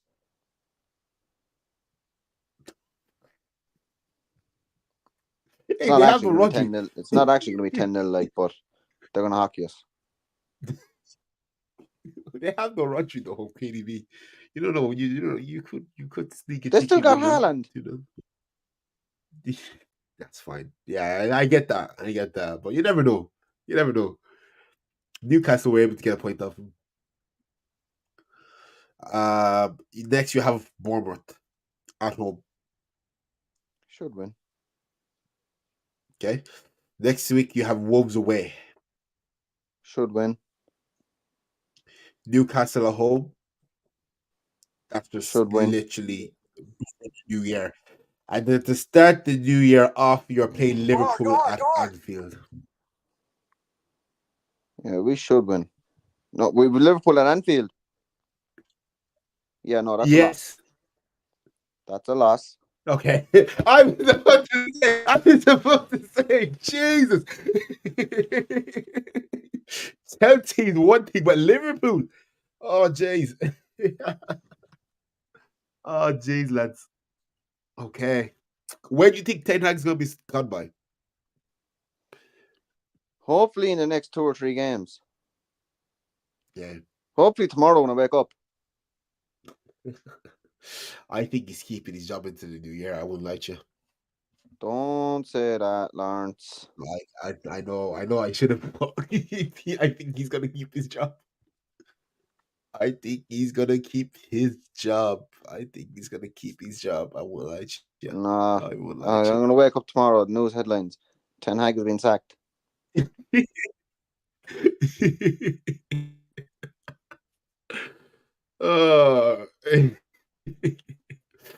Finn I said really if those love it. predictions come true, he's not getting. I don't love it. If those predictions come. Oh lads. Mercury, why Ten wouldn't he Hag. get sacked? Because with the way I named out the first 5 results, then he's definitely gonna get sacked after those. Has to. No, because they'd be on the verge of warning, and that's when you start giving him the win streak. Be getting no verbal warning. It's United. They won't sack him. They won't sack him after 5 games. They're probably like, it's do or die, and then he'll clutch a big game. Now it could be after 3 games. They'd be like, yeah, if you lose the next game, you lose your job, and he goes on like a 5-win win streak. Like it's so Ten Hag as well. Like the best comes out. I like reckon the board. Scott says he reckons the board bottles this and keep him the whole season. Okay. Scotty, I wouldn't be Scott, surprised. You available to join the call? Or are you not available to? Are you in a way you can't make the call? I wouldn't be surprised if the bottle didn't kept him for the season. Because Yeah. it would just be such a Glazer thing to do. Scott, let me know if you're able to. Let me know if you're able to join the stream. I can get you on the stream there if you want to say your piece. If you're in a position to, speak your mind on things. Yo, bottle it and then keep him from the season is crazy work. Yo. I reckon he's gone by Christmas. I won't lie. I reckon he's gone by Christmas. I I reckon hope he's he's gone by gone by Christmas. fucking tomorrow. I hope they're on an eternal call right now, deciding whether to get rid of him or not. Yeah, perfect. I think Scott's gonna try and join here. Should be able to. The link is in the comments pinned.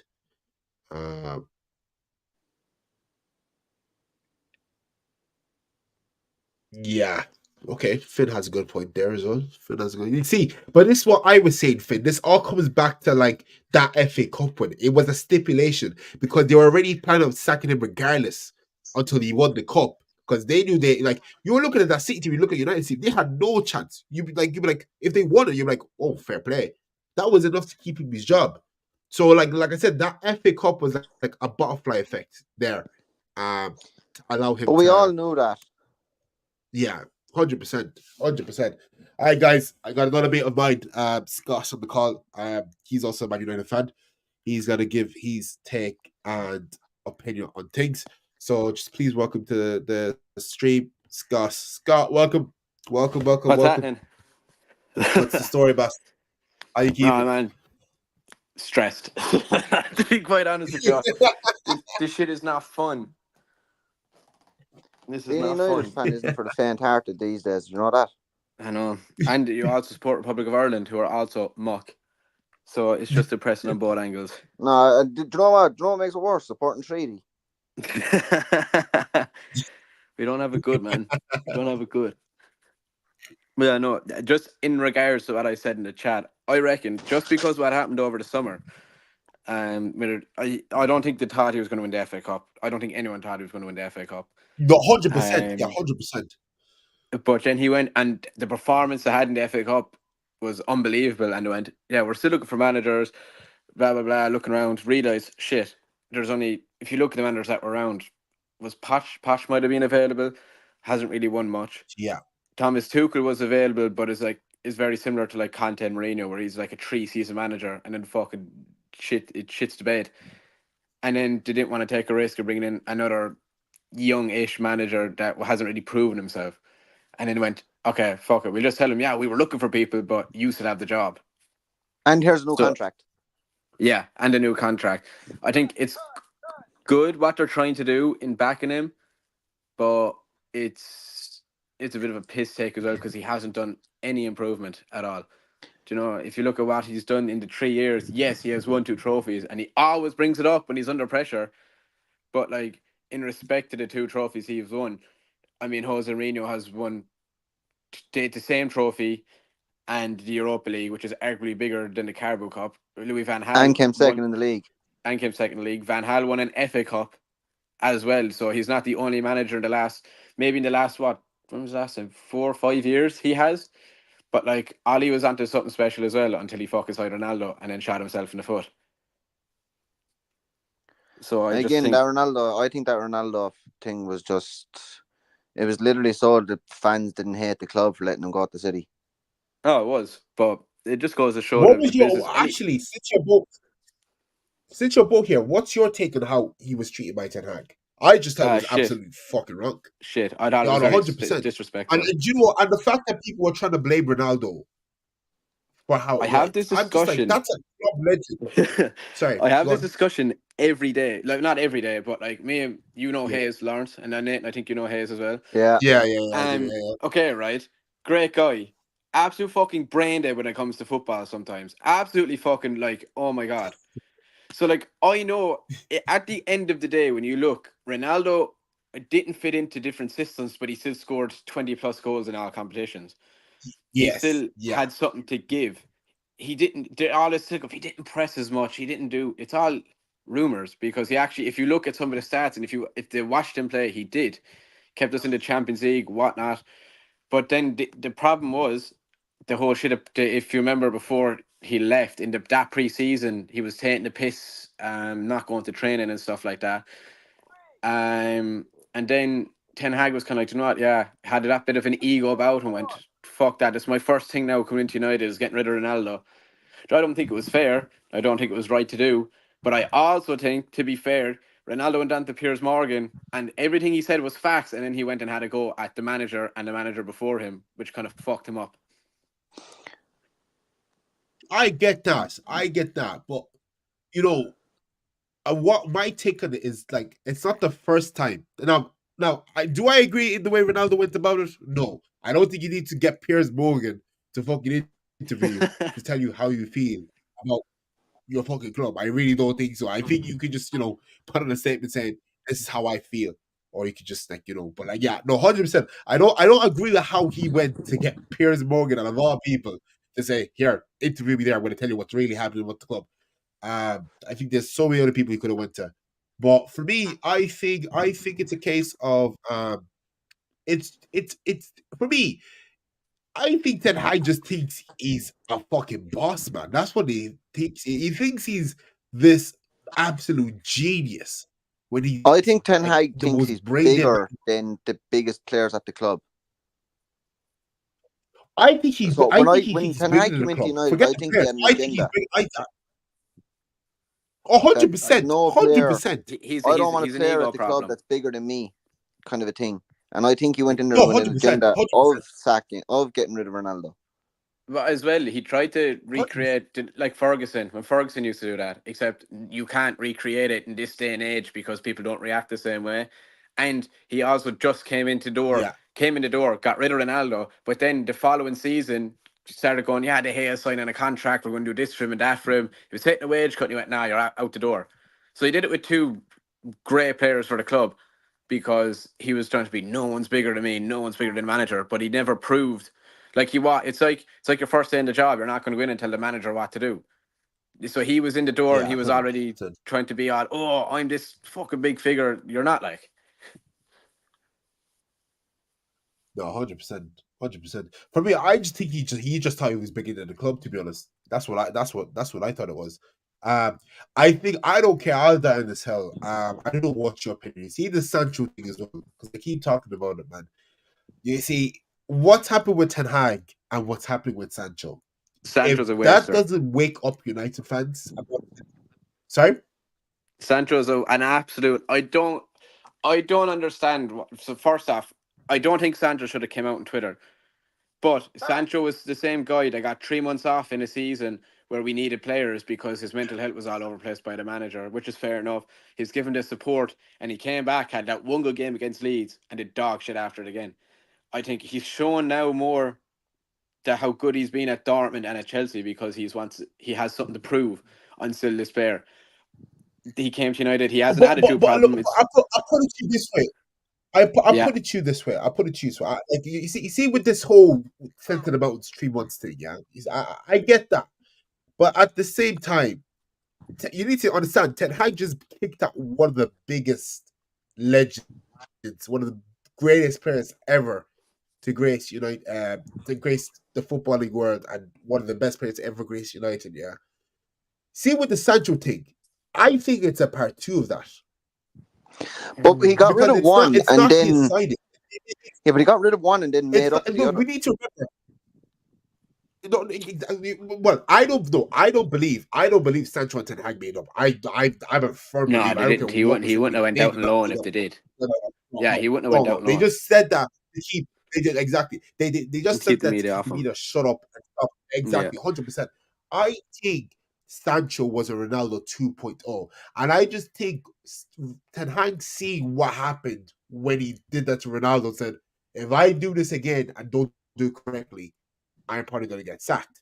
We need to remember Sancho was not Ten Hag signing. So Ten Hag probably, as you said, boys, Ten Hag probably walked into the dressing room and seen Sancho as like, and seen the trends like, I don't have any use of him. What's the best way to get rid of him? You know, and then Mm. that little, thing happened. So exactly as Scott said, rumoredly, apparently, Sancho's mental health is in the dump. He can't find his form. Ten Hag, being the good manager he is, allegedly sends him up to the mountains for 3 months. Sancho still comes back. He's not improved. And then it just escalates more. And then everyone's kind of seeing Ten Hag as like, oh, well, Ten Hag tried to fix him. Ten Hag tried to do this and that for him, and he still doesn't want to play. But my case for Sancho is, as Scott said, he was playing good at Dortmund, he's playing good at Chelsea. My question to you boys: do you not think it's just the environment these players are in?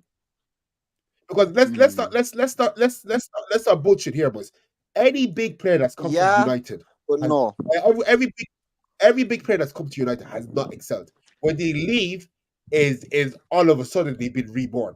Like, look, even like forget about that. Me and Nathan were literally Nathan literally brought up Scott McTominay like 50 minutes into the stream and said What a like player. we were saying he never once complained. He never had an issue with anyone. He just put on his jersey, kicked the ball, gave up everything for a club, and look what happened to him. He's got. Yeah, I agree. Look what's Scott happened. McTominay. Exactly. And look what's happened to Sancho. I'm not saying Sancho was this dazzling player. 100%. He was far from it. But I personally, I can't sit down with someone and say that he didn't try to give a fuck. I don't think it was a case of that. I just think the environment. United is it's a very toxic environment. It's a very, very, very toxic environment where a lot of players are not allowed to excel. They're not allowed to flourish because of the toxic environment. There's no culture. There's no vision. They're just like Nathan said, you were running around like headless chickens today. That almost kind of feeds as culture. The only thing the players just come. Yeah. I think the only thing is with Sancho is it's very heavily reported about how poor his attitude has been at other clubs. So for City, he left City because he was told he'd have to wait another year in the academy. At Dortmund, the first time when COVID first hit, he came back something like 5-7 kg overweight and didn't want to get trim and ended up a bit of falling out over there as well. It wasn't that bad because he obviously went back alone. Obviously we don't see what's behind closed doors. I don't agree that Ten Hag. Like Ten Hag did come out and like I remember it as clear as day where he said he's not training well, he's not doing well. This is the story. He shouldn't have came out and been that harsh about it. But when you've been when you've been good cop, but you know what? and it's not working. Do you know what? I'll interrupt you there, Scott. Scott. Okay. Do you know what? I think it was a parry off. I think he said that because if we remember clearly, because I remember this clear as day, Anthony was just a waste of space. He spent 100 million and he was just not doing. He was doing fuck all. He was probably the worst player on the pitch, and people were saying you had Sancho sitting on the bench. I know he's not Ten Hag signing. I know Anthony is your marquee signing. He spent 100 mil. You have to play week in, week out. You can't just let 100 mil rot on the bench. I get that. But everyone was asking why this man was still starting when he clearly does not know what he's doing. And you had Sancho on the bench. Yeah, no, it was definitely. you could see there was an agenda. Like as you said, Scott, you could see there was an agenda there. Because why you played 100%? It's like Arsenal. It's like Arsenal starting. Who will I say? It's like Arsenal starting Zinchenko. Though we have Calafiore and Timber week in, week out, but Arteta refuses to play either of those two and just keeps on playing Zinchenko. There's an agenda there. That's for me. When he was asked that question, he was told, "Oh, well, Sancho isn't training as hard." What do you mean he's not training as hard? For me, that didn't sound like a proper answer. It was almost like he was trying to, power off the question of what was really happening. Because I don't believe Sancho wasn't training properly. I just felt I think he wants that interview where Sancho's not in my plans, but I don't know how to get this across without being a dickhead. I think that was the case. And then that obviously what led to Sancho putting that big thing on Twitter. And I think, you know what? He has every right to defend himself. Because people were asking questions. When Anthony was doing fucking pirouettes in the fucking pitch and doing fuck on. And people were asking, look, he's 100 million. Or we can tell he's not going to be a 100 million player. And like, what the fuck have we done spending 100 million? And me and Nathan were saying, Kudus was like 40 mil. And Anthony was like 80 mil. Now, we did say because of Man United tax, Kudus would probably came to 70 mil. But look, Kudus is balling out at West Ham. I don't even think you would have mind paid 70 mil if that Kudus at West Ham was at United. The only like Ajax player that's actually kind of performed is Kudus. If you think of all the players he's brought from the Netherlands and stuff over, like Martinez as well, yeah. But if you look at like attacking wise, like he brings over Anthony for 100 million, who they have came out and said a couple of months ago that they knew they overpaid by about 50 million. Do you know? Your man was literally laughing away. Yeah. Like when you look at how he performs, like I look when I see Anthony on the pitch, I literally sit there and I go, I could mark this person out of the game because he's literally so one-dimensional. He does. I watched him against Barnsley because that's like the only game this season I can base him off. Yeah. And it was like my man at left back for Barnsley. I think it was the left or right back, Barry Cotter. He used to play for Limerick. He just stood in front of him and put his foot out and won the ball. Then the other fullback, because he switched sides again, went and did the same thing because he's not fast and he's all left footed and he doesn't know how to shift his body. And when he's running, he can't, like, he's like an Iron Robin, but without actually being good. That's just even I know you put in without being good, but even putting Iron Robin and Anthony in the same question. Yeah, I can't lie. I can't lie. That's blasphemy right there, bro. Yeah, I know, but I know he wouldn't. Like I know, like yeah, you put in that he's not as good, but man, Iron Robin, that's like. He just does the same thing as him if you actually watch it, he tries to do it all the time. Cut in, and even like if you look at the most predominantly left player in the Premier League. Scott is right. I will be fair to him. Scott is right. The amount of times I've watched Anthony, even when his first season, the amount of times he tried to Ronaldo chop it as well and like hit it is he's like I've never ever seen a player as like I've been watching United for years and years and years, and I've always said, this player hasn't been great. And like it's honestly in a United shirt, the two worst players I've ever seen is Alexis Sanchez or Anthony, and like Anthony's at the top of my list because I looked at him and I went, I could definitely, like, if I marked this fella, I would not be scared. Like, do you know? 100%. It's like anybody could just, if you just stand up against him, a beanpole could do whatever. Like, do you know? It's stupid. Yeah, I agree with you, man. He's actually like he's probably actually, the worst. Yeah, he's probably the worst player to ever wear a United jersey. Yeah, 100%. And that's saying a lot, like, because we've had some cat players. And do you know as well? Do you know when you say players like, are useless, and you know they're not that bad because they're playing professional? I believe that Anthony is actually really useless, and he's just somehow like signed his soul to the devil or something to play for United. Because I've actually in all levels of professional football, I've never seen someone so poor at doing everything. He doesn't even run fast. Do you know, it's it's frustrating. I don't know, but it's like, I just think the sooner they sack him, the sooner they put us out of our misery. Like with the Sancho thing, like just back quickly, I'll finish my segment with Sancho. Yeah. With the Sancho thing, like as I was saying, like Ten Hag was getting questioned about it, and he just said he wasn't training. And you know, if you really wanted to like read in between the lines or read behind the lines, you could see that that wasn't an answer a manager who's in control of things would give. And you know, like I was saying, like, you know, I know you paid 100 million, you can't really go to the bench, but ye man are saying your pieces, man. The guy was done up on, like, you know, you if you're a fullback and your manager holds you, you're marking Anthony, you're like, oh jeez, I'll have it done again. Like, it's basically a day off because, like, what's he gonna do?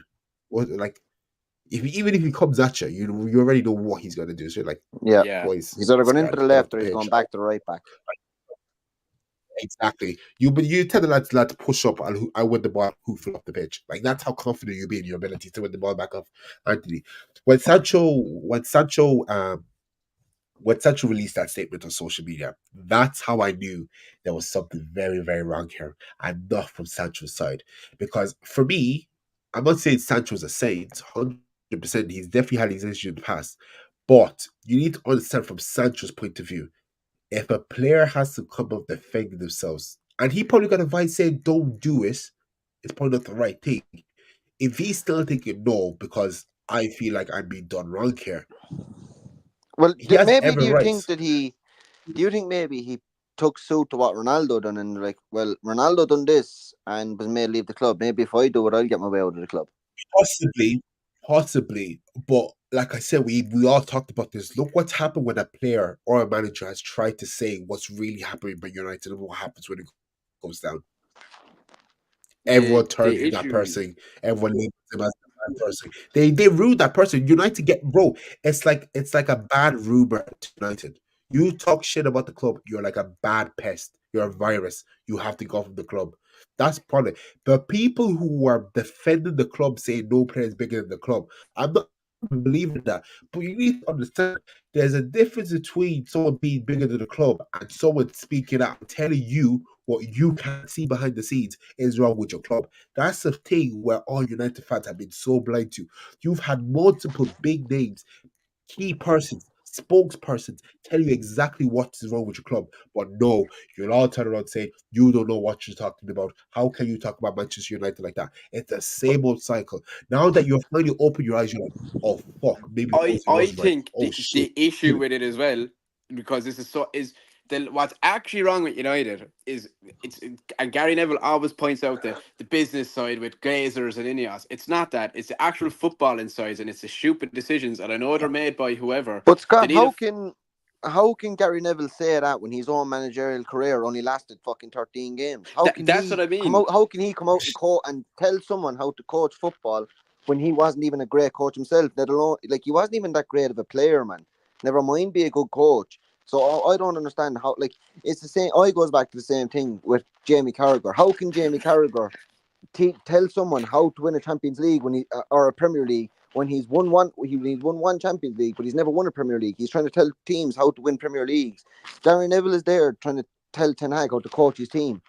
But Gary Neville wasn't a good coach. If he was any good of a coach, he'd still be in a manager's job. Like Roy Keane is the same. He's coming out saying this and that about fucking Ten Hag and about the club. He's the same person that turned his back on the club and done the same thing that Ronaldo done 24 years ago. He came out and publicly criticised the club. Like, I But don't like they're the same people to start putting questions and giving answers when they were the same people that done the exact same thing. but do you reckon that United have been so shit for so long that someone needs to ask the questions because it's not being answered for the last?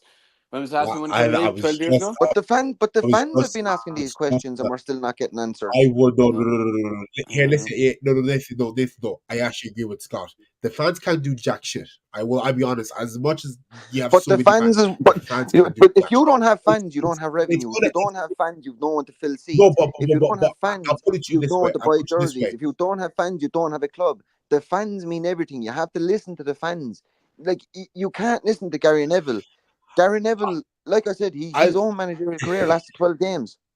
Okay, but then again, if you listen to the I fans, get that. if Ineos was to listen to me, or 4 or 5 months ago, the Crystal Palace came and said get rid of Ten Hag, we wouldn't win an FA Cup. So it's all with as much as everyone We is. wouldn't, but I made this point to Lawrence the last day. Winning that FA Cup only prolonged our tenure with Eric Ten Hag. It only made it Oh yeah, worse no, for us. 100%. Because I think I really thought they were going to do what they did with Van Hal and get rid of him after the FA Cup, which they probably should have because there's been no improvement. The problem is now is where do you actually, no matter what, where do you go from here? Because if you bring in a new manager, you have a rake. You have what, a rake of 20 to 25 players. Ten Hag has brought in about fucking 12. You still have players from like Ali and Ragnick that you're trying to sort out under a style of play. You've an off form at a very off form team, especially with the likes of Casemiro, who's mud. What you actually kind of do you know, you get rid because no matter what, as much as Ten Hag did whatever to De Gea and Ronaldo, he had to do some amount of getting rid of, and he actually didn't. If you actually look at what he's let go, it's not Yeah, a lot. Like even they're better than what he signed. I wouldn't say Danny Van de Beek is better than the midfielders he brought in. To be fair, but some of the players he let But go he as well. coached Donny Van de Beek. That was the point. That was the thing as well. Like, he coached Van de Beek. Like, everyone thought, yeah, he'll get the best out of Van de Beek now, just because he coached him. Like, honestly, man for man, do you think Manuel Ugarte is better than Scott McTominay? He hasn't No, shown anything at the moment. no, Like no. Agarte, I'm telling you right now. I don't care if that man played at PSG. I've watched this man play. He's a I good, solid player. so yeah. So I was But about to say this.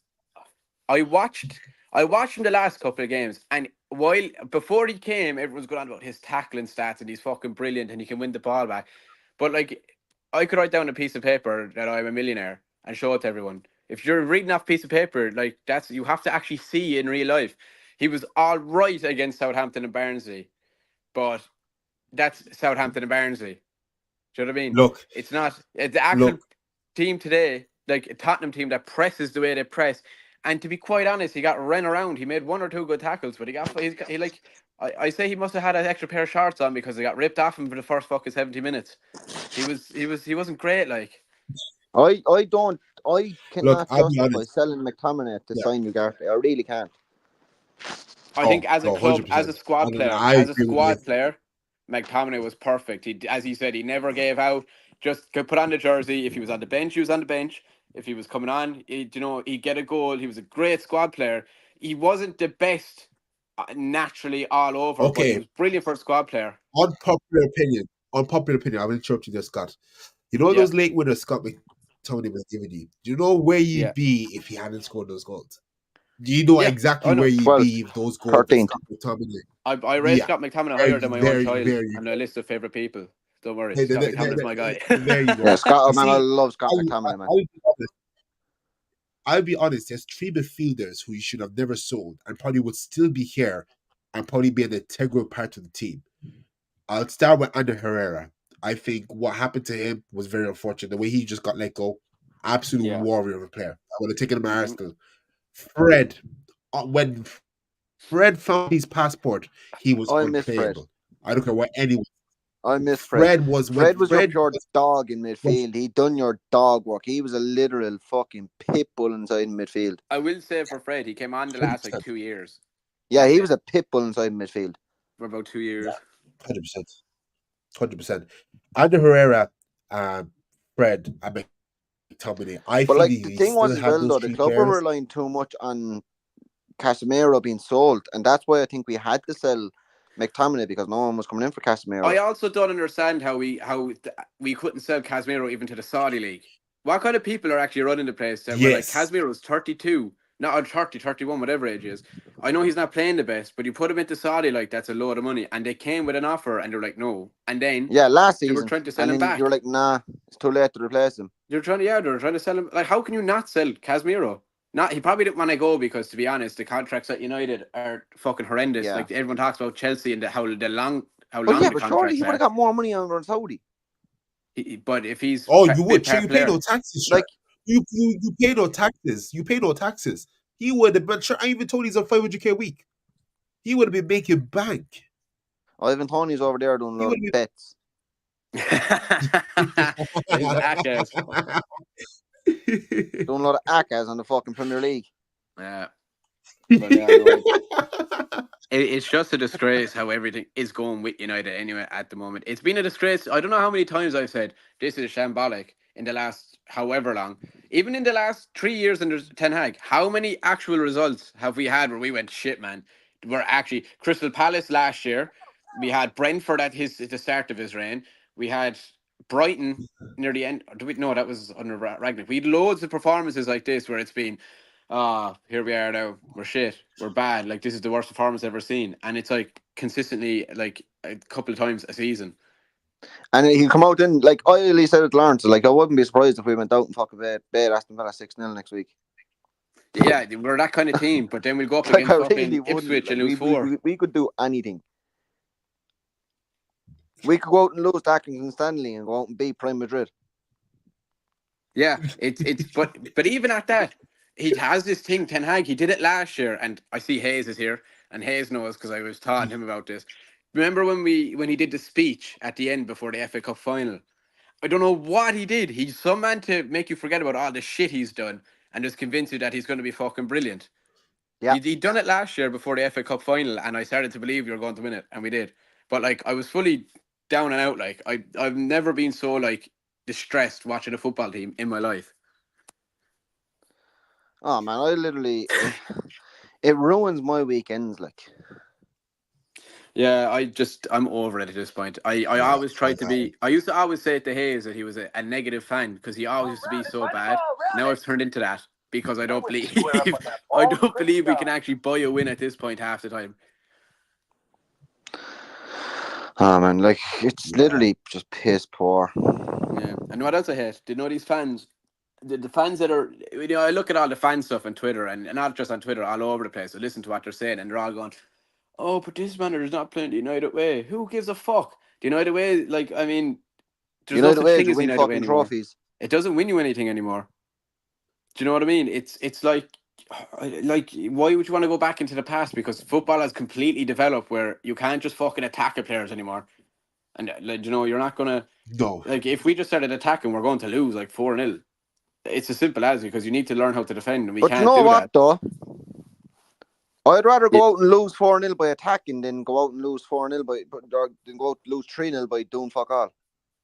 I know that, but then you have the thing of we need to go out and win. It's a weird one. I just don't think the players at United can. Some of the players at United can't do it. I certainly don't think he's the man to do it. I believed, and then got over it very quickly.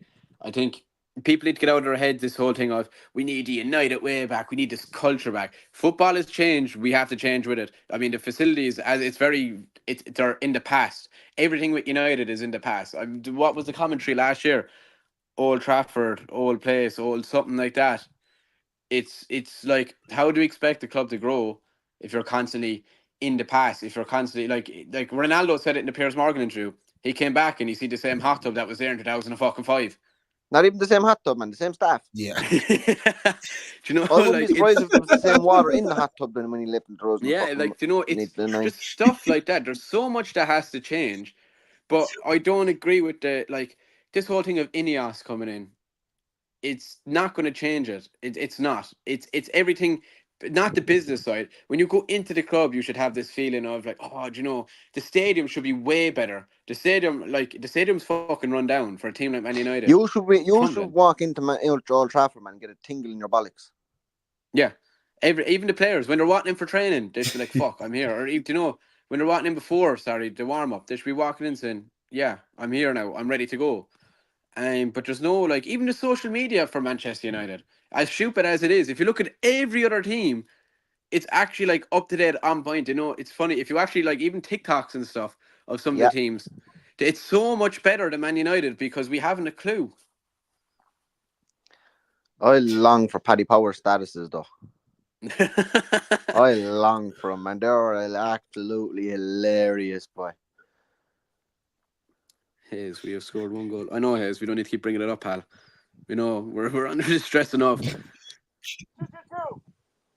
Yeah, Oh, no, lads. Oh, it's a depressing time, honestly. tough time. It's, Tough time, man. I know, What but happened yeah. to the good old days when Arsenal United? What happened to the good old days when Arsenal United used to run the league? And do you remember when Lawrence? I don't know if you remember. Do you remember when Arsenal were losing 1-0 that time, and you said you were supporting Yeah. Juventus? Yeah. You had your dog ears, man. Tough times. Hey. But I've been there, bro. I know how it feels, man. I know how it feels when the manager sells you a dream, man. I know how it feels when when you watch your team week in, week out, you don't know what the fuck's going on, man. And then, like, yeah, I was the lone Hayes. I think I almost I was alone to Leicester City at one point, bro. Yeah, I remember that. Yeah, I I don't remember know. that. Yeah. Actually, Lawrence, here's a good one. Would you argue Yeah. Arsenal's the last few years, the rough years, is arguably worse or less worse than Man United's at the current moment? Like, how would you view it as? Like, as in the banter years, which one was worse? Would you say? Oh, lockdown. See, lockdown. Yeah, lockdown have me questioning my life. Lockdown Yeah. Arsenal. Yeah. Lockdown Arsenal have me questioning my life, bro. I was like, bro. Do you know what? I don't want to be biased, but I have to go less worse because you see with United, So. bro. It's like you see with like United, bro. It's like talking to a girl. Okay, I understand. Yeah, she It's finished, like Lawrence. Finish. girl. It's like talking to a girl. She told you no on a night out, and you keep approaching her, thinking like the response is gonna change, bro. That's what it is, bro. You're just constantly going up to her, and she's just gonna like slap the shit out of you, bro. Like that's how I feel how with United, especially with the manager. Like as Nathan said, Nathan was saying you may as well go on the honeymoon phase and just keep going until you strike gold, and then yeah, that's it. This manager. Just do a fucking Chelsea on it where you just keep sacking manager after manager. Okay. So yeah, he wasn't good. Sack him. Bring him in. No, he wasn't good. No, sack him in. Eventually, one of the managers will turn up and do something for the club. But no, do you know what? I don't want to be biased, but like, bro, the suffering you're enduring, bro, I would have stopped watching football like from last season. So, bro. I would like, Lawrence, what? So, if your bad times were as worse as ours, yeah, yeah. why are we still winning trophies and you didn't? They're doing FA I, Cups, no? I'll be honest. No. Yeah, but I'll be honest. I'll be honest. I'll be dead honest with me. Yeah. Obviously, you're there to win trophies. You're there to win trophies. But I always look at longevity over short term progress. What Ten Hag is doing is short term progress. but Longevity he's winning wise, he trophies. has no. It's short term. He's winning But trophies. I get that. I get that. I get that. Now, like, see the way with this Arteta Ten Hag thing. Yeah, people talk about like Ten Hag has like 20 trophies and Arteta has none. There's one trophy between them. There's one, and I know Ten Hag is coming in his first 2 seasons and won 2 trophies. I get that, but and like I'm not saying any manager could do that, but any manager with a good vision, good philosophy could do that. If they really tried to, they could. So I don't understand this like glazing of Ten Hag like he's done a miracle, bro. Because if you still had Jose Mourinho, you probably would have had a Europa League. You probably would have had a Premier League. So like But I don't Ten understand Hag this. has more. Winning 2 trophies with that team basically is a miracle. I, I wouldn't necessarily call it a miracle, bro. I see the problem is I don't think your Lawrence, team is as Lawrence, bad Lawrence, as your Lawrence, no, Lawrence. listen to me. He I won don't a think your League Cup team. and an FA Cup with Harry Maguire and Victor Lindelof for 90% of the season. Yeah, But cup yeah. games are different as well. I will argue that cup games, cup They are competitions, different, but I completely don't. Bro, I different. just anymore. like Lawrence Games, was here. club, Lawrence was here hey, the other day with his friend, and they were literally glorifying Arteta. Oh, we scored this many goals last season. We scored the most goals in England last season. Okay, you scored the most goals in England, but what did you win? Nothing. Well, I tell you what it reminds me of. Ole Gunnar Solskjaer's reign under Man United. He won fuck all, bottled semi-final after semi-final, but he had such a great way of masking it by how high he finished in the league. what you see, there's the difference. Do you know what the difference is between Ole and fucking Ten Hag? Ole actually had brought joy back to United. For once, the players actually wanted to play football, bro. That's the difference, bro. Forget trophies. I know trophies are big, but forget trophies. I'm talking about the culture, how the players' philosophy. Yeah. I'm okay. If you want to go for trophy, you can give that to Ten Hag. But if we're going up against everything else, Arteta wipes, bro. Arteta wipes. And that's not me. I'm not trying to say But what? Arteta is the But greatest manager. okay, Lawrence. But what is football about? Football is about winning trophies. It doesn't matter how many goals Yes, you score. It yes. doesn't matter Nathan, about the look, relationship you have with your players Nathan, or I your know fans. football. I Football is know about winning football. I trophies. know football. Football, of course, football is the one with trophies, bro. But our trophies will come. Our trophies will come. I have no When? doubt about that. When? I will say, That's and a I'm not trying to that's God. go on.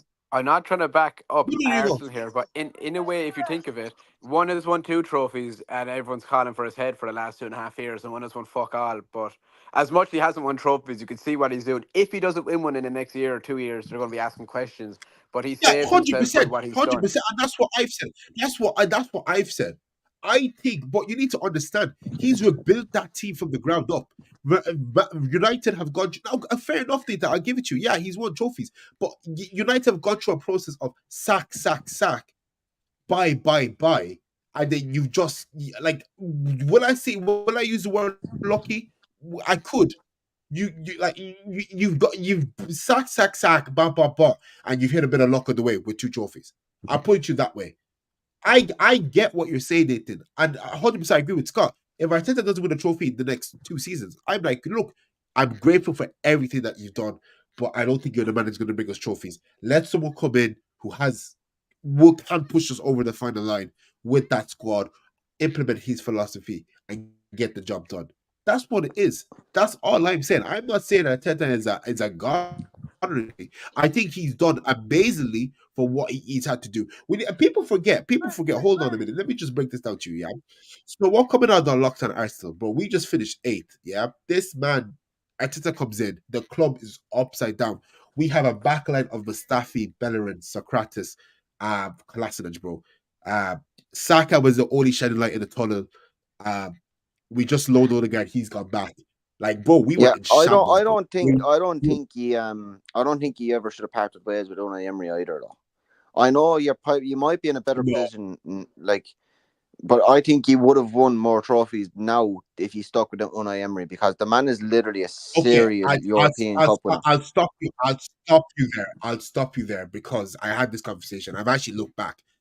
Unai Emery is a good manager. I'm not debating that. But like I said, a long-term vision. Unai Emery didn't have a long-term vision for Arsenal, and I think that's what killed him. That's what killed Unai But how Emery. do you know he I'm didn't not have a saying long-term he's not vision? capable of winning trophies. No, I tell you why. I tell you why. We were in the Europa League. We got classed. We got put one of the easiest groups. Probably was easiest one ever in a European competition. That squad wasn't good enough, and then Emery came under fire. The Premier League, we lost some questionable games, bottom top four, and then you had to look at it like, where was it going wrong? It was the players and the manager. Emery was given another chance to stay, and he was given a budget. He went to spend. Personally, I don't think he improved the team, and the tactics were still the same after that season that just got past.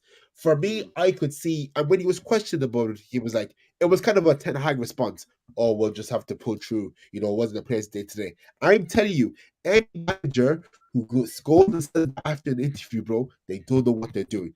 I will hand on heart say Emery did not know what he was doing at that time. I will Emery's not a big 100%, club manager 100%. either. But look where he is now with Villa. Villa, Like. he's doing a great. He Yeah, has it's Villa in the like, but Champions League and he has them Okay. battling if you top put, four. it's like Bielsa. If you look at Bielsa, if you put Bielsa at anyone higher than Leeds, he wouldn't have done what he done. It all depends on I think Emery anyway would be the right job for United. maybe No, looking at it now, but Tuchel I is your just best don't fit. think. No, I don't know. Emery. I'm telling you right now, Emery would be a horrible fit. Tuchel is the manager because Tuchel will. I'm Tuchel telling you right isn't. now, Tuchel will. No, Tuchel. No, he would because Tuchel would take no bullshit. I'm telling you right now, Tuchel would get rid of all the players you wanted to get from the start, have them gone. I'm telling you right now, Tuchel is a no. But you want to start competing again for trophies, you bring in Tuchel, bro. That's who you bring in. You don't bring Oh, like I get where you come from. You bring into Unai Emery is a great manager, but as it's like Scott, it's like he's brought Aston Villa. He has the manager well. He has the back in the Champions League. But look, like, would you say the same thing with Eddie Howe? How we brought Newcastle back in the Champions League? Look what happened to no. Newcastle. They kind of falling off. How do His we know? How do you know personally next season, Aston Villa in the Champions League now? How do we know they would just completely fall off the rails? yeah, no, That's you're like right. one You're right. season. It's too early. It's too early to call. Look, everyone was going about like literally. I know Newcastle Okay, have ye good new finished owners. I ye get finished that. second in one season. Look, How do you not know? How do you know that let me maybe finish. 2 months down the season Let he me might finish. not fall off the rails? Let me finish. Let me finish. Newcastle, because the Villa and Newcastle situation are very, very similar. Newcastle came back into Premier League. They got new owners, spent a lot of money, got Champions League football. Everyone was like, "Oh my God, Newcastle are back. The Premier League's back. Newcastle now top." But I was hearing Newcastle is a top 6 team now in the Prem after just getting Champions League football. Like this, is how you know football is so reactionary. Villa, who are in the Champions League, who I would consider a stronger team than Villa. My question, what I'm saying is, they have Champions League. They're not built for us. Newcastle weren't. I don't think Villa are built for the Champions League. I think they'd be more suited to Europa League. How do we know?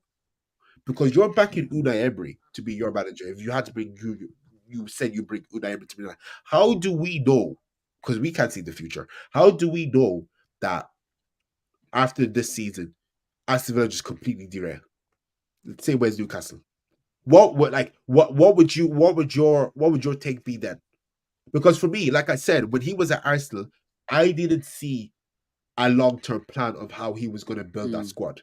Yeah. That's Okay, my. so do you want to know Like, what? Do you want to know why I think it's different to It's Newcastle? not about what I want to get your point to create. It's not about the trophy for me. What I'm trying to say about what Unai Emery is, there was no long term of how he was going to get his team to believe into philosophy or build a squad. If you can't build a squad and get the team to believe your vision, forget about winning trophies. Trophies out of the question. That was my problem with Emery. He didn't have that. And Arteta, he's came in, he's built, and like I said, lockdown Arsenal was probably the worst periods as an Arsenal fan. 100%. Arteta, Don't you? Let me break you. We need to forget. People need to forget how, because people need to remember what Arteta done. Arteta comes in, strips the captaincy of one of our best players, Aubameyang, then sells him as well. Sells Lacazette. Gets him gone as well. He gets rid of so many big names. It was like, what the fuck is this man doing? Everyone's laughing at us like, yeah, Arsenal get relegated. They're gone. Now, fair enough, he finishes 8th in his first season. I get that. We're still a laughing stock. But what was the main talking point? Can I just make one point there? Go on. Yeah. Yeah, he sold Aubameyang and Lacazette. But what did he also lose by selling Aubameyang and Lacazette? Probably not much, really, when you look at him now. A 20 goal season striker. But we weren't competing, Nathan. That's the point. We weren't competing. The reason why Emery's Aston Villa is going to be a lot different to Newcastle is because Emery has what Newcastle didn't: a 20 goal a season striker. And that's what it is. Ollie Watkins is going to get you 20 plus goals a season, and that's why they're challenging. If you get yourself, Lawrence, if Arsenal had a 20 goal a season striker, they would have won the league last season. 100%. But that context is totally different, Nathan. We've just finished 8th. Even if we kept Aubameyang, there's no guarantee we go from 8th to 5th. There's no guarantee because we've had it from 2 seasons and we were still 8th and 8th. So the context is completely different. Yeah. As Scott said, we lost Aubameyang and Lacazette. We still finished 8th. There was no difference. It wouldn't have made a difference anyways. He got rid because everything was wrong with that squad, is what I'm trying to say. He got rid of what was the viruses. A lot of people labeled him as a villain for us. And look what happened. I would also argue to say that Isak is a 20 goal striker, and the difference is financial fair play has absolutely just taken over Newcastle, and they can't sign any good player. I don't think Isak's a 20 goal a season striker. Did he get 20 goals last year? Did he get? He got last year, yeah. He was. But he got 15 last year. I still think though the financial fair play is what keeps Newcastle. I know it's not the point, but I think that's what keeps Newcastle. So because if you look at some of the last year, they brought in Tonali and Botman. Did they bring him in last year? And Anthony Gordon, and then they were absolutely screwed. They couldn't bring anyone else in, and then they had the whole injury crisis, which screwed them over. And then this year, the whole thing with that Nottingham Forest keeper, they had to sign him and put him back out on loan so that they wouldn't go over financial fair play. Like they're completely fucked. I think with Unai Emery, on the point of Unai Emery while we're on him, I think, to me, if you look at what he's done at Sevilla, Arsenal, Aston Villa, he just has that thing for clubs that aren't doing that well. I mean, he took over Villa when they were nearly relegated by Gerrard, brought them up to Champions League football. He got a team from Arsenal that were 8th or 9th usually, and then he kept them 8th or 9th, maybe even made them worse. I mean, was it under him? Xhaka did that whole thing. I mean, the atmosphere wasn't great. It was all over the place. 100%. I think it's like if you, as I said, Marcelo Bielsa, a great, fantastic manager, you put him in a top 6 side, he doesn't do what he does at Leeds. He doesn't. There's some managers that are great and able for the top 6. There's other managers that overachieve at a bit of a lesser level. But if they can't go above that because their level is like Sevilla, for example, with Unai Emery, he's won the Europa Leagues 5 times. With them, he couldn't do that. He wouldn't do that at Real Madrid. He wouldn't do it at Arsenal. He wouldn't do it at United because he's one of them managers that he's so good for teams that are underachieving and getting them up and having them where they are, but he can't make that next step. 100%. But United are underachieving at the moment, though. That is actually a good point, but I just think anyway, even if it's him or not, whoever goes in there, it's not going to work out well. I also think I want to expand. I want to expand on Scott's point because I think Scott, taking in me and Nathan's point, Scott has explained that they hit the nail on the head. Emery for ye would only get you back. He wouldn't take you to the top. He'd just make you balanced. He wouldn't give you anything extraordinary. He'd just make you balanced. He'll just have stability. But after a couple, it's like Arteta. Arteta for us is giving us stability, but also challenging for titles. Everyone will just give you stability. In 3 or 4 years, you might be like, well, I want to push for cups now. You'd be looking for a new manager. And which is why I think, I know we said Tuchel was a 3 season manager, but one thing I respect about Tuchel, he's very direct. You don't play good, you're not playing. Tuchel will, I'm telling you right now, Tuchel, you get Tuchel will have players you wouldn't think, I didn't even think of selling him. Tuchel will have all the then were gone from that club within the season and bring in the squad he wants to inherit. You see, I think one of the biggest injustices as a manager career was ever done was him getting sacked after like 3 weeks into the new season, just after winning the Champions League. He was not given enough time to work with that new squad. 100%. Oh yeah, 100%. no. They 100%. fucking took the chance and They, failed. I don't understand. Someone just won you a Champions League, the most prestigious, the prestigious trophy in world, like after World Cup, obviously, but in club football, and Yeah. you get your squad, and then it's fair enough. The first 2 games not going right, but to sack him, it's just. And it was only it's not like it was that bad they had to sack him. It was only so they could get Graham Potter before England they went for weren't. him. I think they lost. I think they lost 2, drew 3. I think they lost 2, drew 3, and then they were just like, yeah. Chelsea was like, yeah.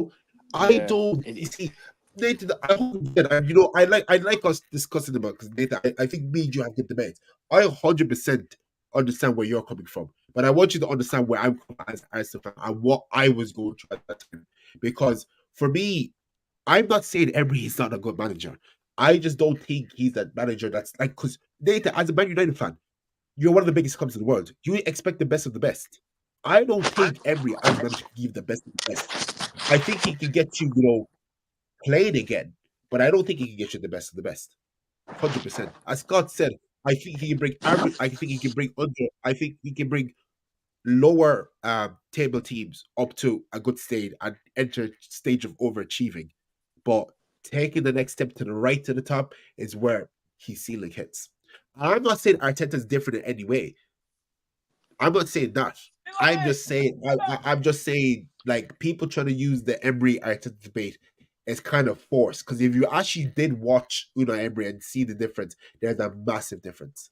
And I will keep mentioning long-term vision, because long-term wise, everyone's kind of like, oh shit, okay, Arteta knows what he's doing.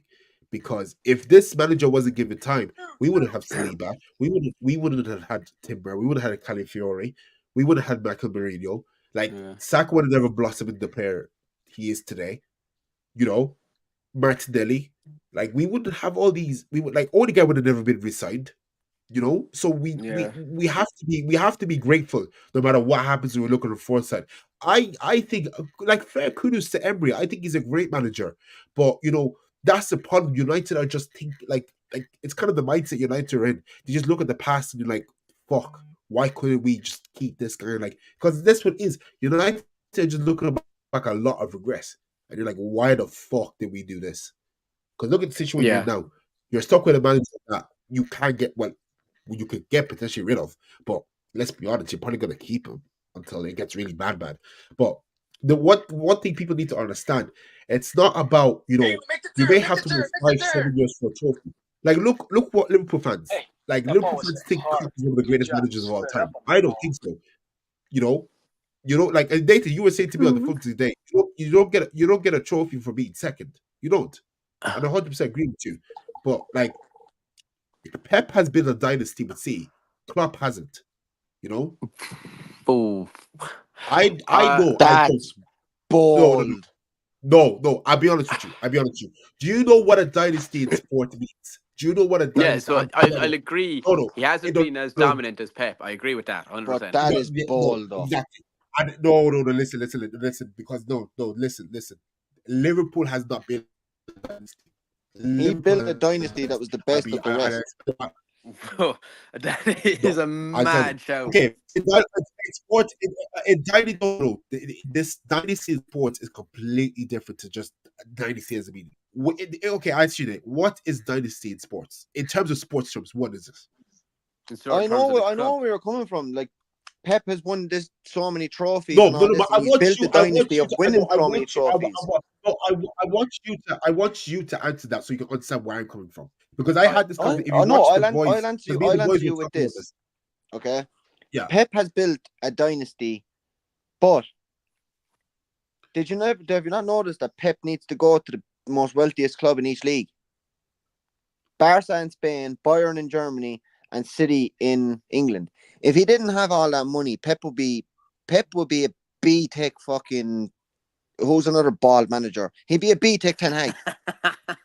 And that's being honest. If he didn't have all that money, he'd be a B-Tech Ten Hag, because he wouldn't have the 50, 60 million to buy these ball playing right backs, left backs. Okay. No, let me finish. He has had unlimited money to spend at City.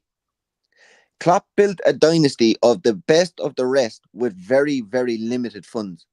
Yeah. I hate Liverpool as much as the next fella, yeah, but I despise Liverpool, but the things that Klopp done with Liverpool, nobody can ever take away from him. But it's also chalk and cheese. If you talk about dynasties, I mean, like, you could talk about, even if you talk like in real life world, you could say, you know, like some, like, what I think is a dynasty and what you think is a dynasty is different, right?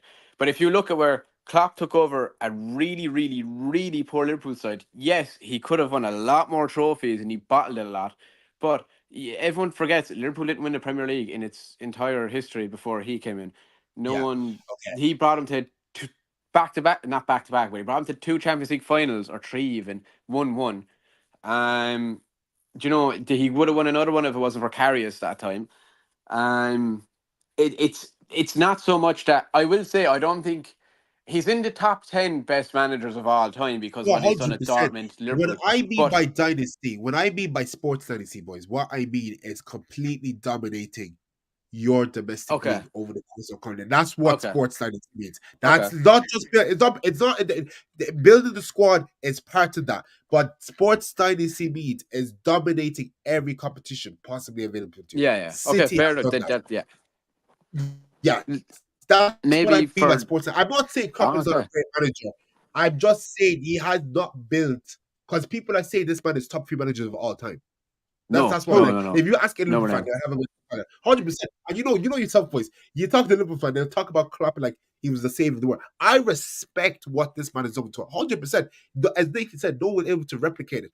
But if we're talking trophies wise, he won everything available to him. But when I mean dynasty, because a lot of Liverpool fans say he's built a fucking empire, I feel like he's built an empire for the future. But if we're talking like dynasty, as in like how they were forced to be reckoned with in terms of titles. Pep Guardiola takes the play. As Scott said, 1 Premier League in 30 years. You know? Yeah, but if you take that dynasty and once you put the 115 charges into it, once that all comes out, how much of a dynasty actually is it then? Well, to be honest, I think I'd be dead. I'd be dead as what you lads. You can. I'll be the first one to hear it now. City are beating the Chargers. They're not going to get charged for 115. No, they're going to get charged. What's going to happen is they're going to charge for 50. But there's not going to be a trophy stripped. There's nothing going to be taken away from them. I tell you, I someone put a perfect analogy. Yeah, it's like Real Madrid being charged in La Liga and have everything stripped from like they won from a certain year. You can't do that because you just lose no difference anyway. You just lose everything the league stands for. You no one will watch the league anymore. Like perfect example. Sorry, Lawrence, cutting off. 4 or 5 years ago, even 4 or 5 years ago, Man City were found guilty of breaching some UEFA rule, and all they got was a 10 grand fine. 10 grand. Yeah. They wiped their arses with 10 grand at the club. If you look back at City, this is not the first time. Sheikh Mansour uses a 10 grand note as a fucking toilet paper. I'm telling you right now, and I do agree with you, Nathan. But like Scott said, bringing up that, if you go back to City's court case with the Premier League, you will know they're not going to get, like, the worst they're going to get is like a point fine or a heavy slap on the wrist. Nothing is getting stripped on them. They're not getting relegated because it's basically like relegating Real Madrid or Barcelona. You do that, but no, all right. Shit. Put it this way, okay? If you have to take the Everton.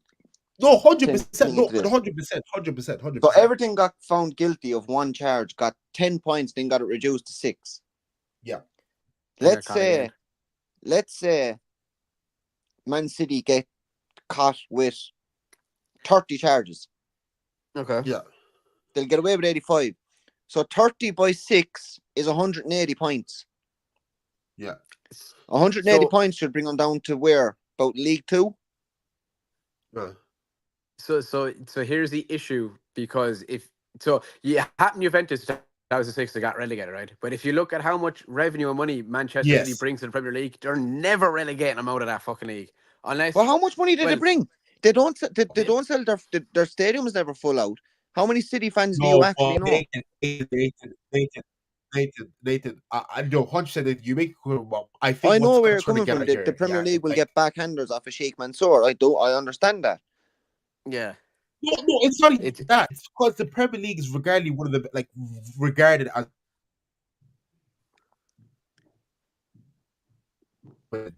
It'll be great for everyone who's been trying to win it that team are clearly gone. But viewership wise, sponsoring, but viewership again. But again, Lawrence, there we go. Viewership. How many Man City fans do you actually know that actually would go to Man City? It's not even Man City. It's not Man City. It's the Premier League as a whole. Because think about it. But even casual fans will sit down at the TV and watch City. Literally, exactly. There's no fan that won't watch everyone in the Premier League. Well, there's fans out there who watch everyone in the Premier League if they can. Yeah. Fans that watch everyone can. 100%. What I'm saying is, viewership, and what I mean by viewership, I mean the league as a whole. They could lose. Like I said, if you go to Real Madrid and they've been found guilty and you relegate them down to La Liga too, what do you think is going to happen to La Liga? Do you know how much money they're going to lose? Like any team, any big team in a big league, you could you will lose money you never thought you could lose. Forget about the club, the league, the body. They're going to lose money as a whole if they act one of the biggest 100%. Teams. That's what I'm trying to get back. I'm trying to get at. I just think for me, City. For me, I don't think they're gonna get charged. But as much as I hate to say it, I think they're just gonna get a heavy slap on the wrist. They're gonna move on. Yeah, I think people forget as well. Man City are probably literally as an organization the richest in the world. They're not just gonna have some dope from represent them. They're gonna have the best lawyer. Exactly. They're not scared when they're suing the Premier League for unlawful action. Yeah, literally straight away. Yeah, it's insane. If that doesn't wake people up, then you come on, bro. I don't know. I think as well though, if you think of the people that are saying they're gonna get it's just fans that really just want to see them suffer. At the end of the day, it's not anyone it's the owner's fault that all that is being put onto Man City. It's not Pep's fault. It's not the players' fault. The players didn't cheat. Pep didn't cheat. It's whoever was up in the boardroom. Yeah. You know, as much as you want to say, Man City 115 charges, that means United won the league 4 more times, Liverpool won it 3 more. It doesn't fucking matter because when you put it down to it. Before, exactly. But and I just want to touch you before anyone comes grilling me in the comments, please do listen to what I said, because the people who just say, I don't think Klopp is a great manager, and they probably will listen to the rest of the video. So I'm just going to shorten it. When I meant by dynasty has been dominating in your competition. Winning every trophy available to you in consecutive seasons, not once off, not once every 2 seasons, stuff like that.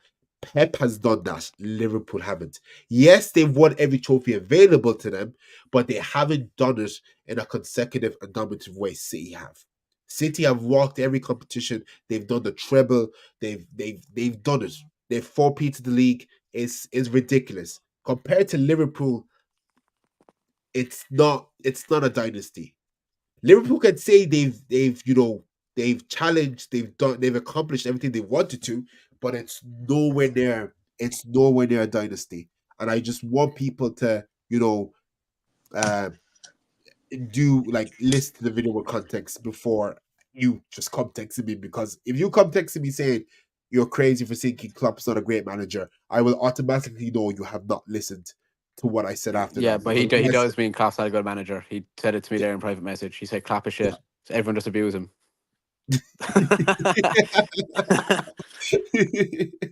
But look, I think Klopp is like top 10 managers all time. What do you think? Like my best mate is a Liverpool fan. Like so, I always have this conversation, but I do tell it in terms of the dynasty.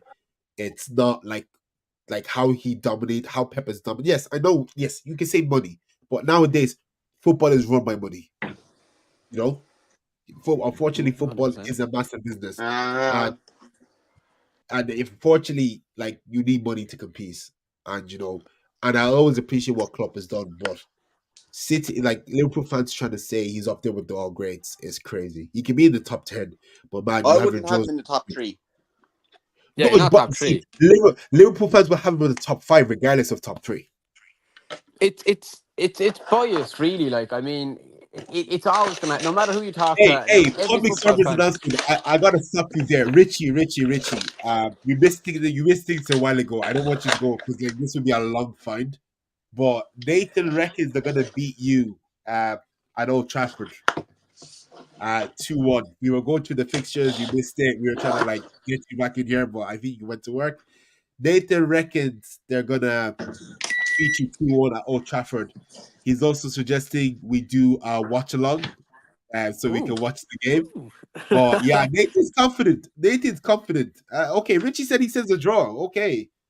I I did say it though, 1-1 draw or a 2-1 win United. It always happens that way.